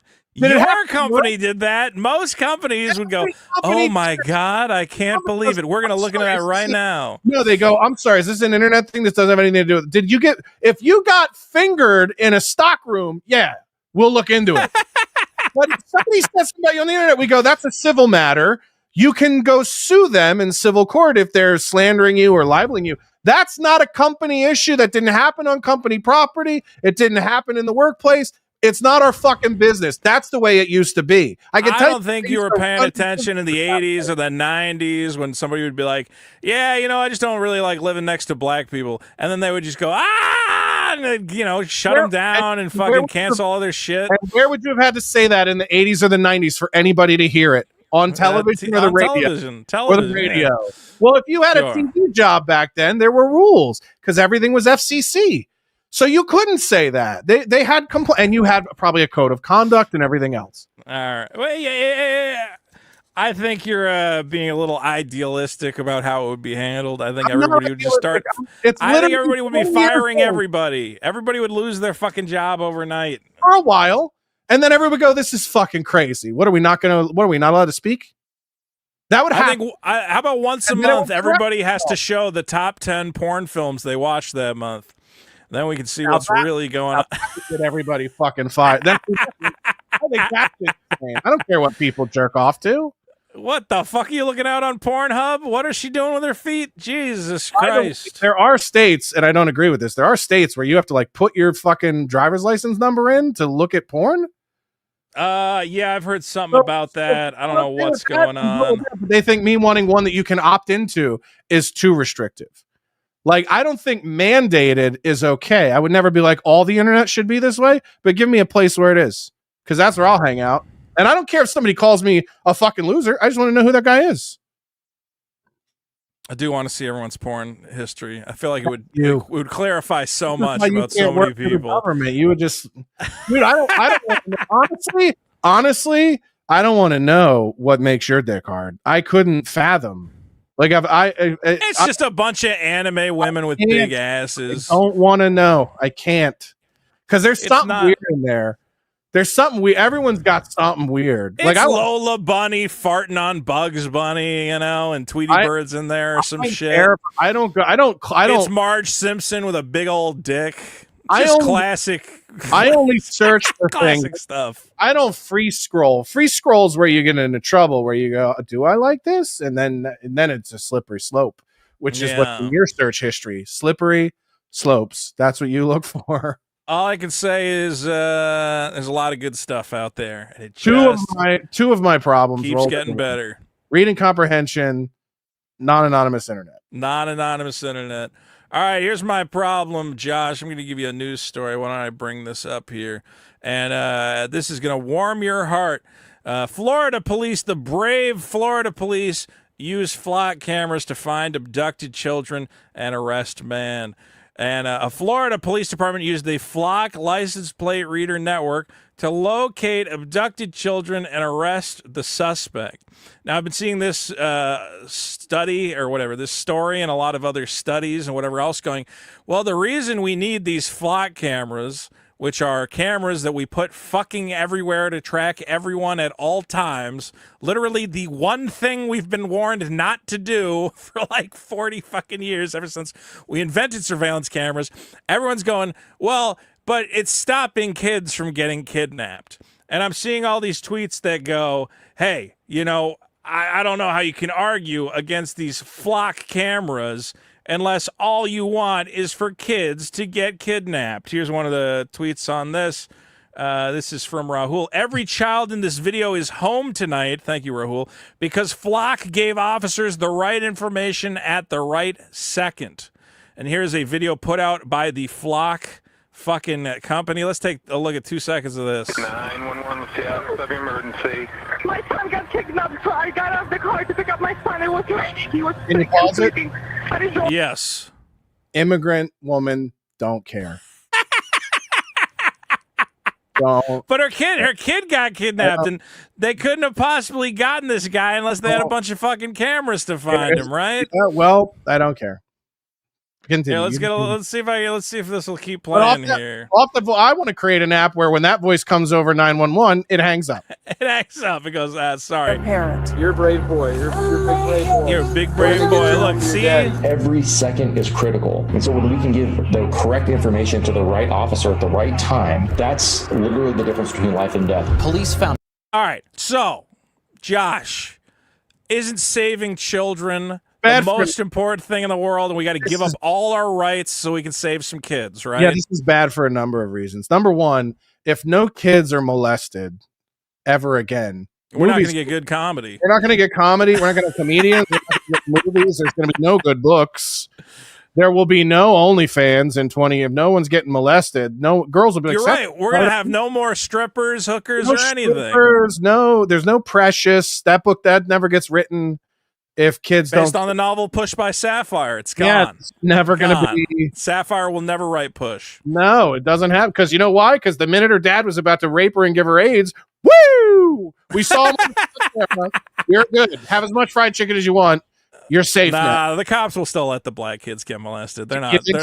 We'll be there in like a couple hours. We got some white kids to go find. No, I don't like it. I'm not a surveillance state person. Did you see there was like a neighborhood in Minnesota where they keep ripping these things down? And they're doing in Britain. In Britain, they have entire gangs that just go around with these fucking tree cutters and just cut down all the cameras. Because, Josh, anytime they're going to try and sell you surveillance state shit, it's going to be about, well, it's for your safety. It's for your safety. It's what they did with the fucking Patriot Act after 9/11. Did you see during the Super Bowl? Take my fucking shoes off. Not anymore because I had TSA pre-check, but for a long time, I had to take my shoes off at the airport because the two people did something, as Ilhan Omar said. Did you see during the Super Bowl, they had an ad for Ring doorbells? It was talking about how many dogs they find with the Ring doorbells. And you went, wait, you're tracking all our fucking license plate numbers so you can find dogs? Don't do that. Let the dogs go away. I don't fucking care about saving. And then the worst part was the stat was like, last month we found 30 dogs. And you go, that's not a good enough reason. You know, I just want to paint this picture. Like, I know people love things, but do you know that in my day growing up, that when getting a new dog meant you got somebody else's loose dog? Oh yeah, and dogs that was known. Dogs were like our fathers. They didn't have one family; they had several. Sometimes sometimes at the same time. But the thing is that used to be how you would get a dog, is that somebody else would lose their dog. Now, if you don't like breeders, then get ready, because no one's going to lose dogs. So you're going to have to go get a dog. And then eventually when all the dogs no longer go missing, you're going to have to breed dogs in inhumane ways. Josh's problem is no more free dogs. No he more was collecting them like I want trading cards. No, you got it. Dogs have to get loose and they get a new family. Yeah. That's the natural order of things. Like Lachlan Patterson is a comedian in LA, and he goes, everybody's new inside cat was somebody's old outside.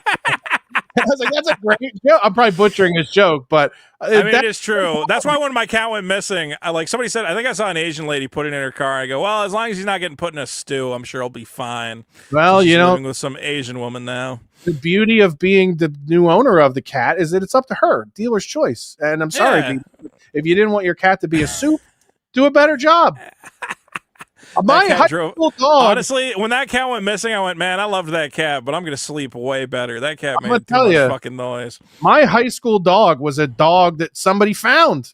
I think it was a person my mom worked with or something. Was like, we found this stray dog, and I was like, we'll take him. And we washed him and shaved him, whatever. And then he was our dog for 10, 12 years. We didn't look into what we didn't go. Oh, you didn't put up a poster or anything. No, it's our dog now. It's our dog. If you found a 67 Chevy in your fucking garage of your house you bought, you go, I'm sorry, does this belong to somebody? Did anyone ever watch Goonies? It's our time down here. Okay? Dude, when I was living in Oakland, the exact same, my neighbor's two outdoor cats. One day I come home, there's just two cats in my house. And I'm like, whose cats are these? And they were great fucking cats. They loved us. And after they were hanging out with us for like a month, my neighbor came over. He's like, hey, can I get my cats back? And we're like, oh, these are your cats? He goes, yeah, they don't like the food I give them. You guys give them better food than me. And I go, well, give them better fucking food. They clearly like it over here. My cat escaped, I think, for 30 minutes or something one time when I was a kid. Came back pregnant. Had kittens. Oh, yeah. Had him in the dryer. By the way, like they got to find a place. They'll make a nest. We just can't. My mom came and goes, well, Gizmo had kittens, and I go, I thought Gizmo was. I didn't know it was not a. I didn't know it was a chick. You didn't know it was a girl. I had no idea. I didn't check. I didn't even look. I didn't go, what kind of genitals does some of us like to keep that a secret from ourselves. You, on the other hand, are like, let me see how this thing works. Let me peel it open. Dude, I saw my cat's dick exactly one time, and it freaked me out. And I was like, because my cat was like on his. Never seen a cat penis in my entire life. I never thought I would ever see one, but my cat was like lying on his side. And I'm like, oh, you want belly rubs, buddy? He's like, yeah, give me belly rubs, you fat son of a bitch. So I'm rubbing his belly. I'm like, who likes belly rubs? Who looks, motherfucker? And I look down and there's this little fucking pointy cat penis with all the barbs hanging out of it. And I went, you're fucking using me, man. Get out of here. And he's like, what? Doesn't it come you out? Want to rub my belly? You don't want to rub my belly? Doesn't it come out like the X-Wing comes out of the tennis courts in X-Men? Like, isn't it like that? It's like a little triangle with like I don't know how to describe it, but it's got the barbs so that once it latches into a lady cat, they can't pull away. Like you can't pull away once you're getting cat raped. It's got these little hooks to keep them latched on until the male cat's done. And I said, "You're sick. You're sick. You knock that off." Penis barbs. The weird thing about having a male cat is even after you get them spayed. So I think you just told us the weird part about having a male cat, Vito. Well, they always have the barbs, but I'm saying is that like they still got that fucking rape instinct. So like for the first couple years, even though that cat was spayed, every once in a while he'd be like going over to his sister and he'd be like, I don't mind if I do, and just starts putting his legs on top of her. I go, get off your fucking, you're not gonna hump your sister in front of me. Wait until I leave the house and then you can traumatize that poor cat. Jesus are there a lot of Down syndrome kitties? Do I have a lot of Down syndrome kitties? No. Do they exist? I don't know. Well, now that we said it, it's going to be in a lot of people's algorithm on their phones. So here's the problem with the flock cameras and the protecting children, Josh. And this is the same problem we've been talking about whenever you get a fucking Amber Alert on your phone. Hate it. Okay? Is that cut them off. Kidnapping is not real. It is a fucking myth. Yeah, it doesn't happen. These are domestic disputes between parents. 900,000% of the time. Parents, by the way. Mexican parents. So that exact same article I brought up where this week everybody's going, oh my God, I'm so glad we have the flock cameras in order to save children from kidnapping. If you actually read the fucking story, they arrested a man. CPD started using information from the Flock license plate network, finding both children. This case shows how quickly a domestic violence incident can escalate and place multiple lives at risk. So what happened was the boyfriend argues with the mom. They're both in the car together, basically, with the kids. And he goes, bitch, get the fuck out the car. Knocks her out the car and then just drives. He's just driving around. He's just driving around. He's like, I can't believe that fucking bitch. Fuck that bitch. And they're going, he kidnapped 2 children. And you're like, he's not going to kill the kids. It's a pissed off guy driving around to blow off steam. And you're using the kid he's the boyfriend. So even in this, it's not his kids, but. No, that's a kidnapping. It's not a kidnapping. He's not taking the kids. He's not holding on to the kids. If they are not your biological kids, you don't get to take them on a joyride. Sorry. Look, the point is that they always make it out like it's some guy just grabbing kids off the street and throwing them in the back of the car. When you're like, no, it's some fucking domestic incident where they're having a stupid argument. Okay. Now, because the last girl I dated was a real bad dog owner, and I was like, I should steal her dog. I should take that dog. I should give it a better life. Save it and give him. Now, see if these dogs weren't chipped and there weren't cameras everywhere. I could just let him out and go find him somewhere else later, and then he would be my new dog.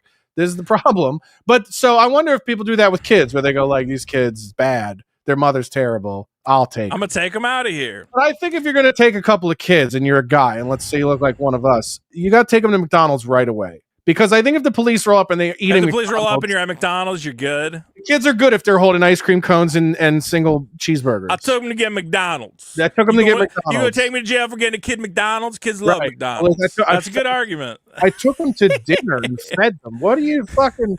All right, kids, throw out your chicken nuggets. The cops say you can't have McDonald's anymore. And the kids are going to go, no, we like McDonald's. Oh, nope, the cops say you can't have no McDonald's. Yeah. Apparently, it's a felony to take them to McDonald's. That's what you do. You take them right. You take them right to get McChickens and a plate. You take them to a play place. And then, best case scenario, somebody else takes them. And then you go, I got nothing to do with that. I don't know where those kids went. I turned around for 1 second, and then somebody else got them. So the Department of Justice estimated myself. The Department of Justice estimated that out of 200,000 family abducted. Oh no, they looked into all the abducted children over a year. Of them, 200,000 were family abducted, and 58,000 were non-family abducted, which again could just be boyfriends and fucking Uncle Steve or whoever the fuck. 78% of children are abducted by a family member. 53% of the time it's the biological father. 25% of the time it's the biological mother. And these are overwhelmingly custody situations. In fact, most of them are just, it's a divorced parent, and you go, you're not supposed to have the kids for more than 4 hours on Sunday, but you've been missing an extra 2 hours, so I'm going to weaponize the cops by calling in an Amber Alert on you. And then you get a fucking ring on your phone, you go, Amber Alert, Amber Alert, and you go, who's missing? Jatoya Jackson. You go, come on. If it's a white kid, you actually got to get lucky, or you got to get worried. Hold on. That was a slip. Fucking, I didn't know Freud was making an appearance on the show. If it's a white kid on the Amber Alert, I go, okay, this is a real problem, because that means if you're a kidnapper and you're looking for a kid to snap off the street, you don't go, let's grab a black kid or a Mexican kid. Like there's no joy or challenge in that. No, it's the white kids you got to worry about. But every time you get an Amber Alert, it's always like Juandez Rodriguez, and you go, yeah. He's gonna be found 2 hours from now because his dad took him to the ball game. House. He's gonna be at his grandmother's. He's gonna be at his grandmother's house because dad took a little too long at the ball game and missed the fucking custody handover at the police station. But this is the thing: is like now that you got the flock cameras, no more Amber Alerts. You guys are handling it right, so and I don't think we voted a good point on the flock cameras. But like, if you guys are gonna surveil us all the time, I don't want to know. I don't even want to know when someone goes missing. You guys find it. If you figure it out, we're going to give you all the. I don't want the cops. I don't want you guys posting self-congratulatory little videos where you go, yeah, we rescued a kid from his dad who had him for an extra hour on Sunday. Good work. Has an Amber Alert ever produced?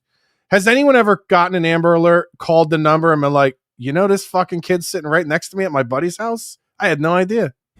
I think the only thing you ever get, it's always like, yeah, I saw that car, because it'll be like, he's in a gray Nissan with this plate number. He's at the McDonald's. They're eating McDonald's. Nothing's happening. No one's getting human trafficked. No one's getting raped. No. And all these people with the flock cameras, they go, oh, what, you don't want to protect kids? And I go, from their shitty Hispanic parents? Not really. I don't really care that much. We know how small they can make cameras. Why are you putting these cameras? If you want to save kids, don't put these cameras on lamp posts and street lights. Put them at the lips of a child's asshole. And anytime send the cops. Send the cops. No shit detector. Anything sometime going in instead of out. Cops. That's it. We solve it. No more Amber Alerts. You don't got to shoot my license plate. If anyone trips the sensor, the kid explodes, the pedophile dies. That's even better. If you marketed the pants off alarm for children, where every time a kid's pants come down, you got to put in a cell phone code for them to use the bathroom. You got to take but it'd be an app. There'd be an app. Billy goes, I got to use the bathroom. You go, okay, you got 2 minutes before the fucking pants off alarm comes back on. Okay. But then if a predator goes up to your kid and goes, hey, let me see what's in those pants. Yeah, 100%. No more pants. Pantsing was fun, but yes, it has. I do see how it maybe is. It's past its time. Like we got to past its time. It will end pantsing in schools, and the kids know the pants off alarm will go off. Yeah, I'm not fucking any kids. I don't need the government to know where my car is at 24 hours a day. I don't like that. I think that we need to stop.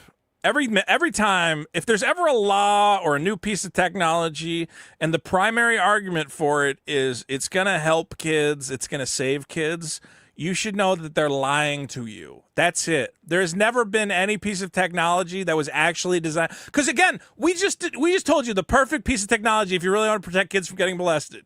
It's a fucking alarm that goes off when the kid's pants get to a certain level down. If the kid pulls his own pants down, alarm goes off anyway, just as a precaution. If you really want to save kids, there you go. It's a perfect piece of technology. You don't need to track everybody on Earth and where they're going. Right. Just put an alarm on the pants. Right. Or maybe the butthole, as Josh has proposed. Mine, I think, is a little less invasive. Yeah, the pants is too. Anything could happen to pants.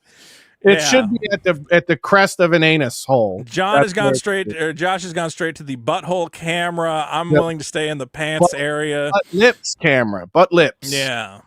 Anything breaches the butt lips, it's a 5 alarm. The police just arrive. I think that if you really want to protect kids, there's infinite ways to do it. A flock camera surveilling all our neighborhoods. You people think the best way to protect kids is to kill them before they're born. That's what you guys do.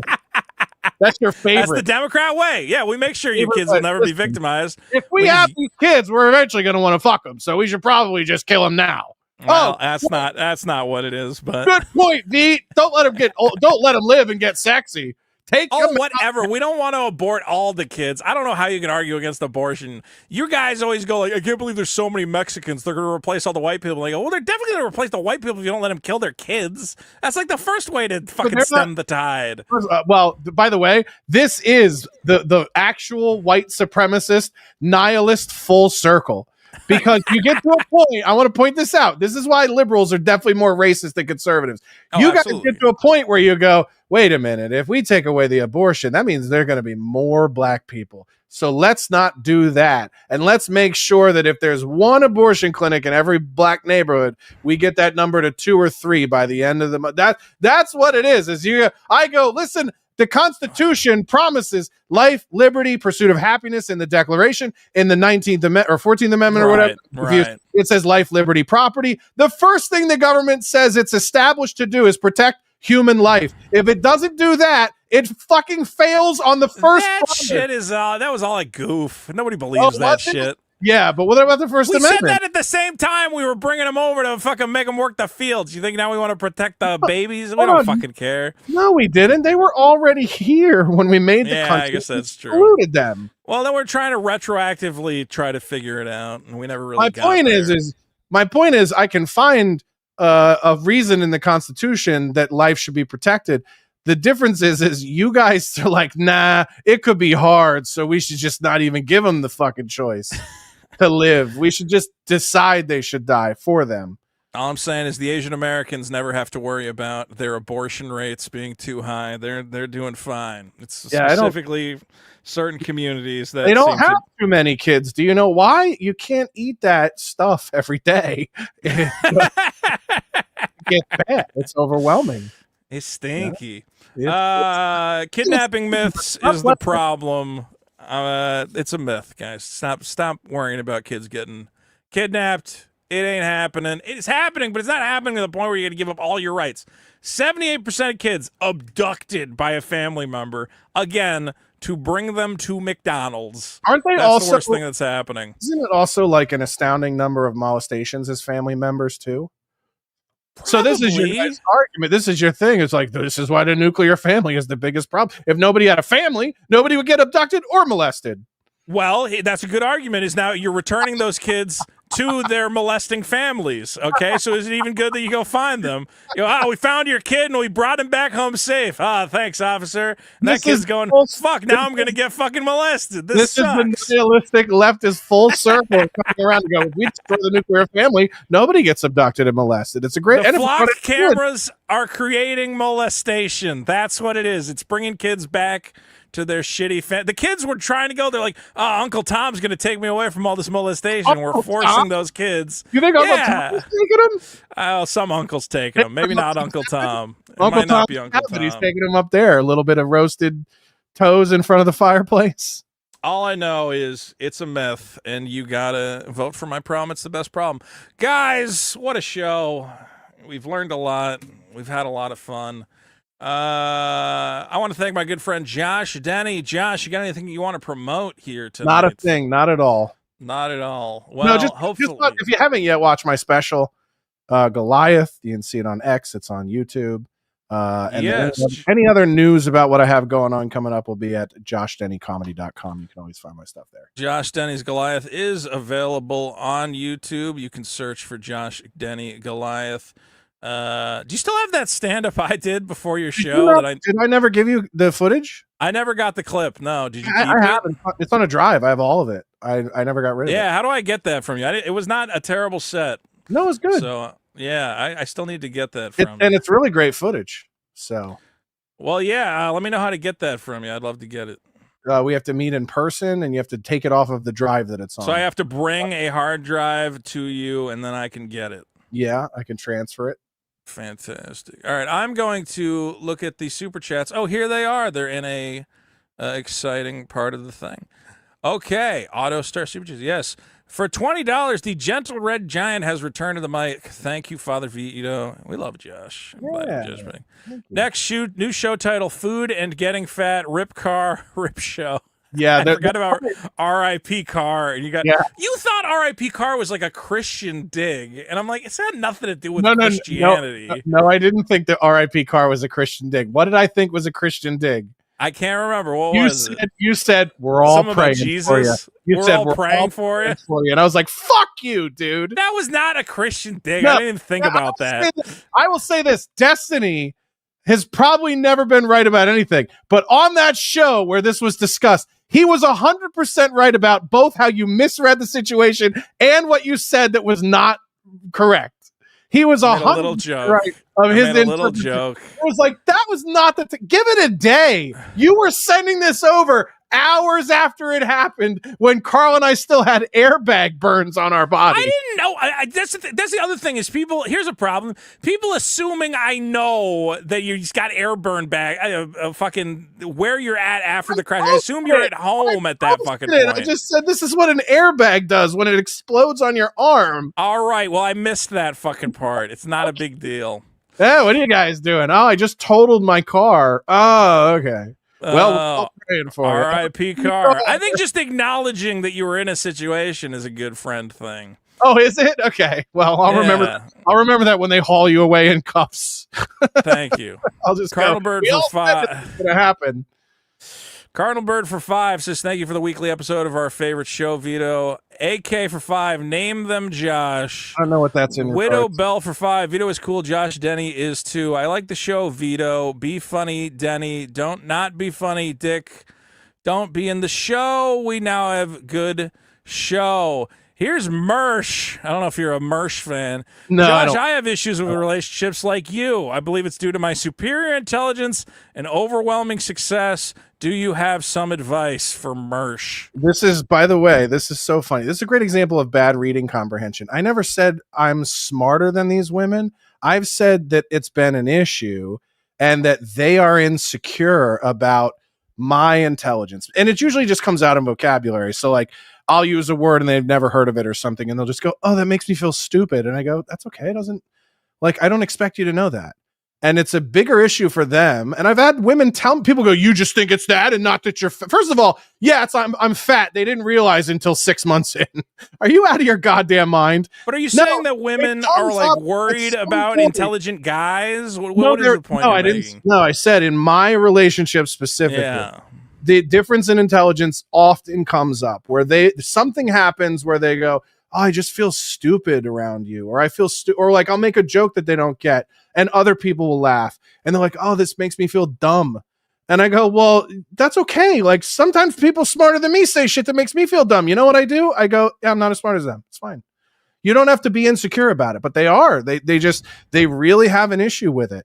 And I think part of it could be why they have an issue with it is they go, oh my God, I'm fucking this ugly fat guy and I gotta feel retarded too. Well, yeah, it's kind of what that comes with it. I don't know. Okay, tell me if I'm crazy, but like whenever I'm, and even now I've been like, texting with girls or whatever else, and I find that they think it's funny when I tell them how stupid they are. Oh yeah, Like, they like to be teased about shit. Like my ex was that way. I was like, I go, sometimes you're so fucking retarded. It's I talk about it in the special. It's in the special where I go, there are times where she needs me to like shake her legs because they fell asleep while she was taking a shit. That's something you have to do for retarded people in a home. Like that's so yes, I would joke about stuff like that, but it's like, yeah, it often comes up, and sometimes it's like it really just is them telling me you like the way you speak, or sometimes around you I feel stupid, and I go like, well, I mean, I don't know what to tell you. Well, But I have this ex-girlfriend, you know, and she sends me sexy pictures. We keep, you know, we're gonna hook up. She's not in town anymore. I gotta wait for the next time she comes to LA. But I sent her one of these Alibaba fucking machines. Have you seen these? A fuck machine? Yeah, they're cheap now. So Listen, it used to be. It's been a little while for me, but I think you're supposed to be the fuck machine. I'm not there. She's not here. She's in another fucking part of the state. Why don't you buy her a man? Why don't you send her another man? So I said, as a gift, so I sent her. Did you mold it to your own cock at least? No. It's one of these things. It's a little Chinese-made piston that just goes like this, and you mount whatever you want on there. You got her the shitty Temu one? I got her the Temu one. Everybody gets the Temu one. You got to give her the shitty fuck machine so she's trained up for your level of fuck. You got to. I can't get her the good one. I'll disappoint her when she has me. Look, I fucked up and I got her the one that doesn't come with the attachments for fucking. So then she went and she got her own attachments. You need more than one? What are the different? No, it didn't come with any. It didn't come with any. It has the thing ready. It's ready for an attachment, but it didn't come with any attachments. And you didn't go, let me make my dick and send it to her? No, I didn't craft my dick. I said... You went third-party dick. I let her determine the dick that she wanted, but then she went... God, you let her pick another guy's cock? Shut up! She bought the wrong one, though, and it doesn't fit on the machine. And she sent me a text, and she's going, it doesn't work. And I said, well, it's probably because you're a dumb woman and you set it up wrong. And she goes, tee-hee, that's funny. So they like when you talk shit to them. She goes, the one I picked, the machine doesn't have enough horsepower to push it. Problem for us. She got a big old donkey dick, and the machine doesn't power it enough. Talk to you more often. I'll feel so much better about my situation. What? I bought her the fucking thing, and then she doesn't know how to set it up. And I'm telling her, you got to buy this. You have to buy dildo. You know the 3 XLR attachment for the microphone? Yeah. That's the attachment they use for the fucking machine dildos. It's a 3 XLR. It's an XLR? So if you want to, you could just put a microphone on there and have a microphone fuck you. I don't know why they determined that was the most... It is a pretty solid attachment. I get it, why they're using it, I guess. Audio, though. That's what I would think. Is that no, it doesn't record audio, sadly. Yeah, well, you would think so. But then she's going to me and she's going, well, why don't you just buy me the fucking attachment? And I go, bitch, I buy you a whole fucking machine. Buy your own dildo. And also, this is another thing that. Oh, sorry. You finish the story. I don't want to interrupt. No. I mean, that's pretty much the end of it. Is that I went. The reason it's not working is because you bought the wrong thing. Because you're a dumb woman. And she goes, tee hee. So. Yeah, and this is the thing. So this is what's so funny, and I probably said this to 1,000 people yesterday in the comments. Almost everything that people don't like about me is a projection of something they invented in their head. So Mersh goes, yeah, it's because of my superior intelligence and all my success. I never said anything about my success. This is the thing. My entire career, I know exactly who I am. I know I'm fat. I know I'm ginger. All right. I know that I've at points have done well for myself and had a little bit of money, and at times I've been flat broke. I'm honest about all of it. I'm authentic as fuck. And people don't like that I like myself. They go, you should hate yourself as much as we hate ourselves. So anytime I say anything that's not self-deprecating, they go, look at this guy fucking thinking he's the shit. And so Mersh going success, the tweet I posted about the intelligence thing in relation, I said nothing about my success. Okay. Now Mersh said something stupid in regards to that on X. Was Mersh dunking on you here? No, he tried. He goes in and he goes, yeah, me too, man. Me too. In his Mersh voice. And I go, Mersh, you've never made anything. Your whole life is just commenting on other people. Make something, do something. Like, but don't pretend that we're the same. Like, I'm not an internet talking about internet guy other than right now, except for that and that and that. For now. And that. But it's true you don't mention success here necessarily. I don't talk about success anywhere. And I don't say they're dumber than me, and I don't say I'm smarter than them. And people go, well, how do you know that they're insecure about it? They tell me. They tell me they're insecure about it. So what I think is so funny is that, like, what I've kind of mastered, this is where I'll brag, what I've mastered about the way I tweet is, it's the things I don't say that people react to because of what I do say makes them feel. So you're the jazz man of Twitter. It's all about the notes you're not playing. Not playing. When I said the thing in 2018 that first got me canceled, I said straight white male is this century's N-word. There's no difference in the usage. Everyone said, you're saying that white people are as oppressed as black people? Now, if I were smarter back then, I would have said, nope, didn't say that. And it would have been the end of that. But instead, I go, where the fuck did you get that? I went back and forth with these people and everything else. But that's what they do. People actually tell on themselves when they react to shit you didn't say. Oh, this guy fucking thinks he's hot shit. Well, first of all, you're massively insecure. I didn't say that.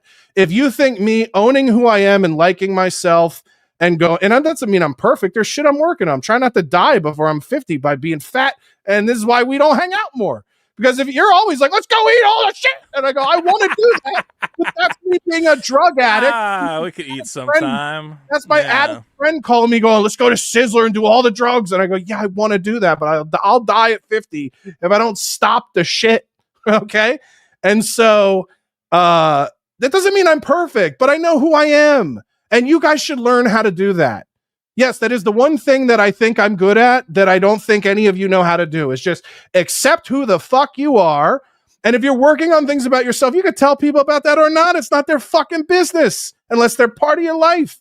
I think here's the, go ahead. Anybody who likes them or just like, this is who I am, you make yourself look like a fucking fag. I think the problem you're walking into is anytime a big fat guy goes, here's the problem with women. Oh, yeah. The response is going to be, you're a big fat guy. Yeah. Like, what can you do? Because you can't. I have a bit about this in the new hour where I'm like, one of the main reasons I have to lose weight is because nobody believes fat people are right about anything. Yeah. It's automatically, you could know. I could run out of a burning building and go, that's on fire. They go, I don't know, man. He's kind of You know what I mean? Like, he don't know shit about shit. He's a fat guy. What does he know?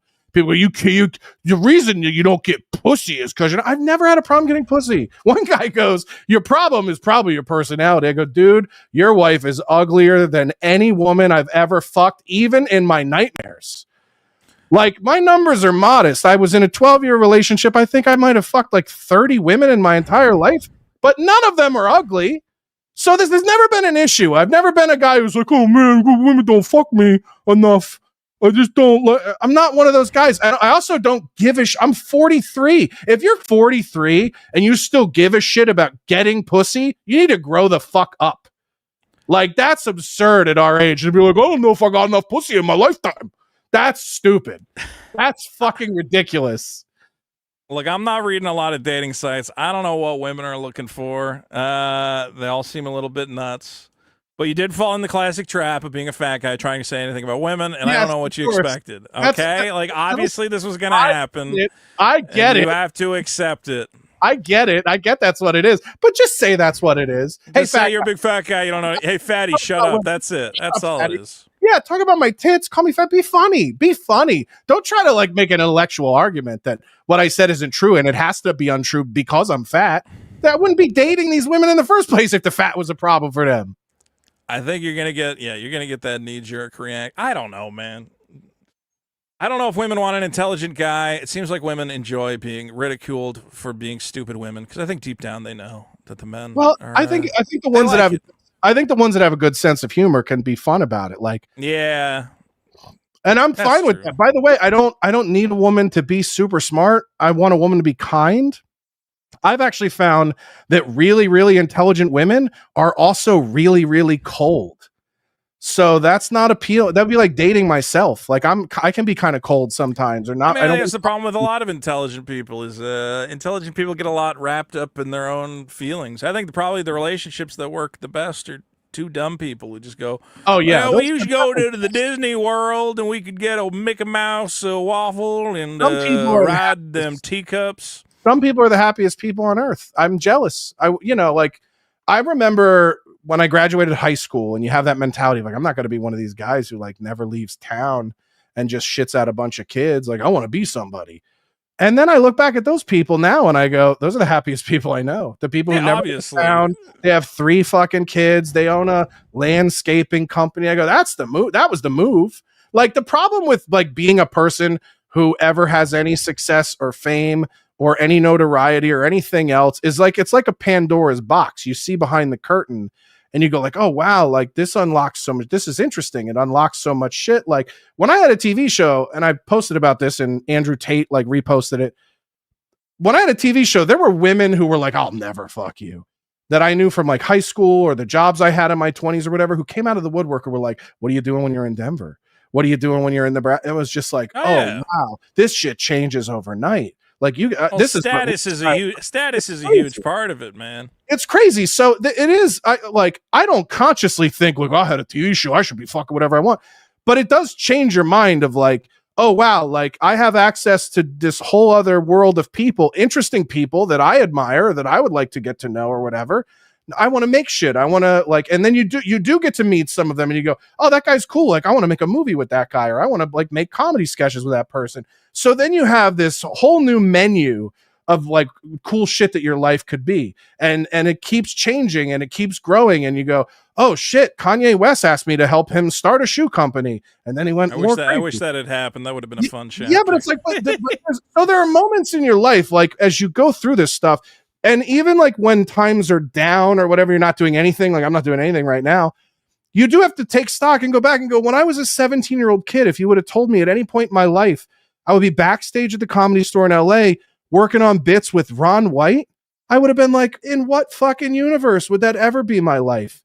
Where Ron White would be helping me with comedy bits, like, or going like, hey, did you think of this tag or whatever? I would have never thought that. Did I think when I was 21 years old, that the rapper Kanye that I was listening to while I was working at a video store, someday I would be sitting in a private airfield with him, making jokes with each other about how they can't take me to New Mexico with them or whatever, or Wyoming, where his big property is. I can't go to Wyoming with them because I'm too fat to get on a fucking private jet. And like, I would never, crash. Yeah, I would never think of these things. So like, once you have that's part of it is true. It's really crazy. Now I don't know if I could go back to just nothing. Maybe I could. Maybe I would be great. But the possibilities, like when you're young, your parents go, you could do anything, and you go, yeah, but like not really, because we're all fucking. Everybody was in the military. None of you went to college. Yeah, I can do anything, but like not really. President. And then you go do some. If you're an Asian kid, you could probably do anything. I'd have 2 violins as a child. Yeah, you'd be good. You don't everything is actually going to happen, and then when you get there and you taste it, you go, "Wow, I really could do some cool shit." So now I want to do cool shit, and now I want to. If I don't ever get to do cool shit again, that's cool. But I'm going to die trying to make cool shit because I like doing it. I like the collaboration. I like working with people. I love the guys I made my TV show with. I use them for my special. I love the relationships I've gotten to make with people along the way, and they have interesting stories and they're cool. So like, that's not me having an ego about success. That's me telling you, this is what it feels like. And this is why it's fun. Well, the LA trap is, everybody always goes, man, I should leave LA. It's cheaper or whatever else. But then you do think about like, man, I've had like some cool experiences. I've got to make stuff out here that I wouldn't have ever got to make. I made a pilot for a show, and the guy who directed it went on to do all the visual effects for Everything Everywhere All at Once. It's just like, yeah, that's great, dude. It's crazy. I go, yeah, that guy fucking. We filmed a pilot together, man, and like other guys who I've worked with. Like, even just recently, like, getting to film with Jay Johnson, I'm like, dude, I was in high school smoking pot watching Mr. Show. Like, I never thought I'd come out to LA, film some shit with Jay Johnson. I know that's crazy to think that I was never a Mr. Show guy. I liked the State when I was a kid. But we watched also Kids in the Hall. We watched all the sketch shows, man. Yeah, I did watch some Kids in the Hall. But, like, that's the crazy thing is, like, I had Thanksgiving at Jay's house this past year. I know. I missed the fucking invite, and I'm pissed. And at some point, you got to go like, holy shit, dude. Like, My friends are people that I watched on Arrested Development when I was 20 years old. Yeah. Like, Jay was on Arrested Development and then the Sarah Silverman program. And like, so it's just like, what is this life? Sometimes you go, what is this fucking life? And part of my becoming religious again is like trying to accept that is not me, that is something greater than myself, and then to have gratitude for it. Like, people think that I associate with Gavin McInnes because he's more famous than me, or Anthony Cumia because they're more famous than me. These are guys who, when the whole industry kicked me out, were like, come with us. Like, Anthony had me on his show, Gavin had me on his show. They're my friends. And then as we've done comedy together and tours together, like, we've gotten to really know each other, and we're now really good friends where like they call me on my birthday. Like when I posted something that was like sad guy shit after my breakup, and Gavin texted, he's probably going to be like, don't tell people this, faggot. But he called me and left me a voicemail. I was like, hey man, if you're down and you're feeling shitty, and I know you could be, come to New York and stay at the house, and we'll go to comedy clubs and we'll do whatever. Do you know how many of my friends in LA did that? Do you know how many of your friends from childhood did that? Zero. I've never done that for you. Zero. So I'm a shitty friend. You only like Gavin McInnes because you think he adds to your fucking. But no, I like Gavin McInnes because he's truly one of my best fucking friends on earth. And if he called me and said, I need you to come do something for me right now, I would be on a fucking plane in a split second. So yeah, well, I think that's a big part of LA too, is the lack of loyalty is a big problem. Yeah. It's interesting that everybody in LA is trying to get ahead. So it is cool to like form these relationships and, you know, try to make creative shit. But then some people are just like, we would have never met if I never got canceled, because Dick only found out about me because of me doing Gavin and Anthony. And then Dick invited me over to do a show, and then we became friends. And then I met you, and then we became friends. Like, all of this shit, at some point you have to go, every bad thing in my life has actually led to like great people, great human beings, people that I care about and that I like to work with. And that is more wealth than any amount of money to me. And I know that sounds cliche, but like, that is why at one point I just had to go, this is God. This is not coincidence. All right, well, this is not, I don't know. Listen, I know that's not. I got it. I know Jesus did it. Jesus but I'm is just great. saying, We it's love not Jesus. me. It's not you. We didn't make it ourselves. I got the chat. They're giving me the wrap it up on the Josh Denny proselytizing hour. Okay. But guys, if you come to Jesus, great things will happen to you. That's the Josh Denny. So you don't have to come to him. That's the Josh Denny stuff. He already lives in your heart. I know all the rhetoric. He's already in there. Guido Belfort 2 says Diaspora. That is how you say it, by the way. I can't pronounce it. I'm an idiot. LJ Clobberina for 2 says comedic racism. We're so back. Kazan says, will Josh Denny get paid like Billy did? Yes, I will throw Josh a couple bucks. LJ Clobberino for 2. Josh wants to live in elite hollow earth society. That sounds nice. What is that? That sounds good. I don't know. Tell us in the super chats. Sir counter so far. Wait, what's the sir count? SL. Oh, slur counter. F's 3, N's 1. Yeah, that was you. Yeah, but I did it with an A. So it's fine. It counts. Methelvania for 3 says, get a skinny co-host next time. You don't know no skinnies. Meat Glazier for 5 says, we want Mr. Girl. Kazan says, don't pay Josh. Josh sucks. He takes it back. No, we love Josh. And Mikey Goof says, Patrick Melton misses you. Isn't that fantastic? You tried to mend fences for me and Patrick at one point. I want everyone to mend fences. I don't think that was you trying to be a good friend. I gave you shit for that, but that was you trying to be a good friend. And so I'll give you credit. I don't want anyone to here's my theory. Here, I'm going to do my come to Jesus moment. Let's just make great comedy. Everybody stop fucking fighting. Everybody stop trying to ruin. Oh, you're a fucking idiot. That guy sucks. There's too much trying to drag. Look, let's be clear. We are nothing. This whole D-tier fucking internet sphere, we're all a bunch of retards making, you know, bargain basement fucking podcasts. And every time we go like, hey, well, maybe we could make something a little bit better, or maybe we could get together, we could like film some shit or whatever.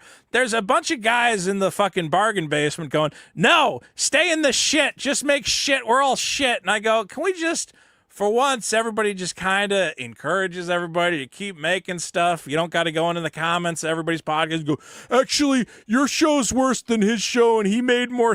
Like, I watch the Dabbleverse guys, and they're always obsessed over who's making the most money that week. He got more super chats this week. Your show's on the way out. And I go, okay, I understand that's fun to a certain extent, but wouldn't it be more fun if we go, hey, all this petty fighting between us, I understand the fun of it. It should remain fun. Some people take it too far.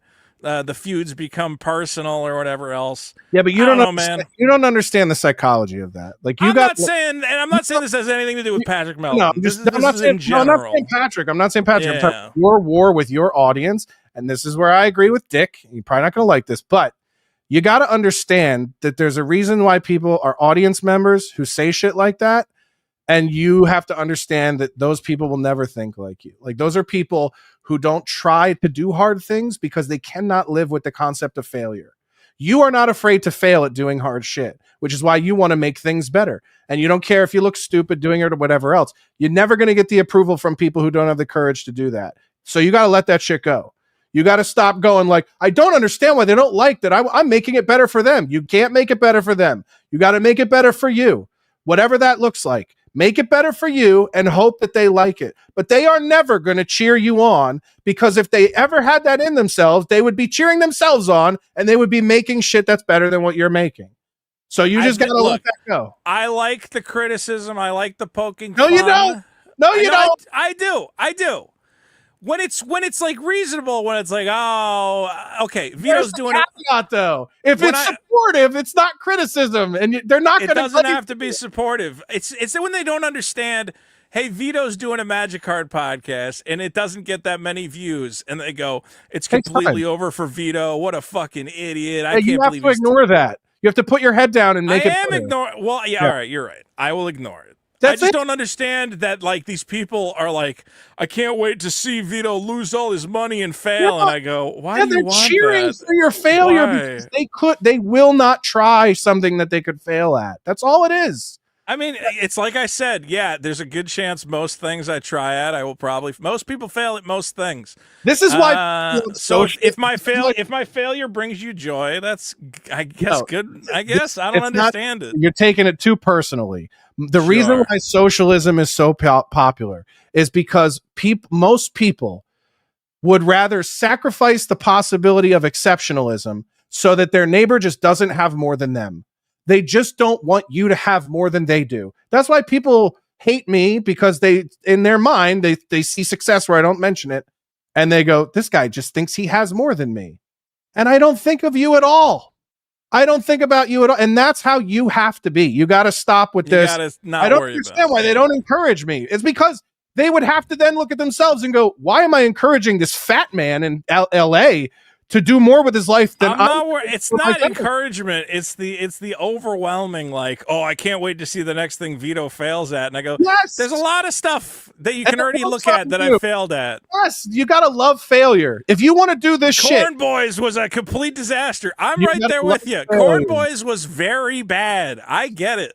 And by the way, and I'll say this too, sometimes you got to stop tinkering and put the fucking thing out and move on to the next thing. Well, that is happening. I understand that. So that, and you got it. And listen, when they call you on that, you got to go, you got me. You got me. I'm tinkering too much. I'm trying to be a tinkerer. But sometimes you got to love your own work as it is, man. Like I put out the special and I watch it now and I go, I'm proud of this. Yeah. Could it have looked better? For sure. Could I have spent more money? Definitely. Not much more. I didn't have much more. I pretty much spent everything I had at the time. But I look at that and I go, if that's the last cool thing I make, I'm proud of it. You at some point, you just got to look at your shit and go, I'm proud of it. I hope they like it. And if they don't, then I hope they like the next one. But I'm not going to stop making shit and I'm not going to stop enjoying making it. And that's why you got to do it for you. And that's why you got to make it with people you love. And then you don't give a fuck what the response is. Like you got to watch Rick Rubin podcast, bro. I'm not saying anything that's unique. Everything I'm saying, I stole from that fucking guy. So watch a Rick Rubin podcast and he will tell you why you go through this internal fucking struggle with your audience, which you have way more of an audience than I do for podcasts, by the way. So you should feel good about that. I do. I'm very happy with it. And here's what I'm most happy for is the people who are letting me figure things out, man. It's going to take a couple weeks before everyone's like, it's not immediately as good as it used to be. And I go, yeah, it's a new thing, man. No, And it's going to take some time. By the way, that's the thing is like there was a magic between you and Dick in the golden era when the thing was in the beginning and you guys were in studio together. It was the only podcast I watched all week. I love you guys for different reasons. You're both friends of mine, but that's okay. Like this is the new version. And sometimes you got to pick up and move on. I never visualized what my life would be being a cancel. When I had a TV show, I was like, great, then what's the next thing? And the next thing, you don't ever see it ending and then having to pick up the pieces and move forward. But that's what we do. And that's what you're doing. I just want to make a listenable podcast every week. And I think it's going to get better week after week. As I nail it in. Well, look, I just want to, once I get out of the heat, maybe it'll be a little, I feel like the heat's destroying my brain. Coup for 5. Thank you for not killing yourselves. Nice to see you, Josh Denny. Josh Denny, 100 years, Josh and Vito, JoshDennyLies.com. Yeah, Fiance asks, is that a website? Fiance asks, how many are watching Big's Problem? I said, still over 300. She shot just like Vito from the hip so fast. My head spun. See, that's a pretty good one. That's a good fat guy joke. That's a good fat guy joke. His wife said that? Yeah, a woman made that joke? I don't believe it. No, that's good. Listen, good on her. All right, guys. This has been the biggest problem in the universe. I got to get out of this fucking heat. It's destroying my brain. Don't forget, check out Josh Denny on YouTube. Check out his comedy special, Goliath. He's also on X at Josh Denny. You can see all his tweets about how women are dumb and he is the ultimate man. That's fucking asshole. The bottom line. Yeah, love you. I love you. Oh.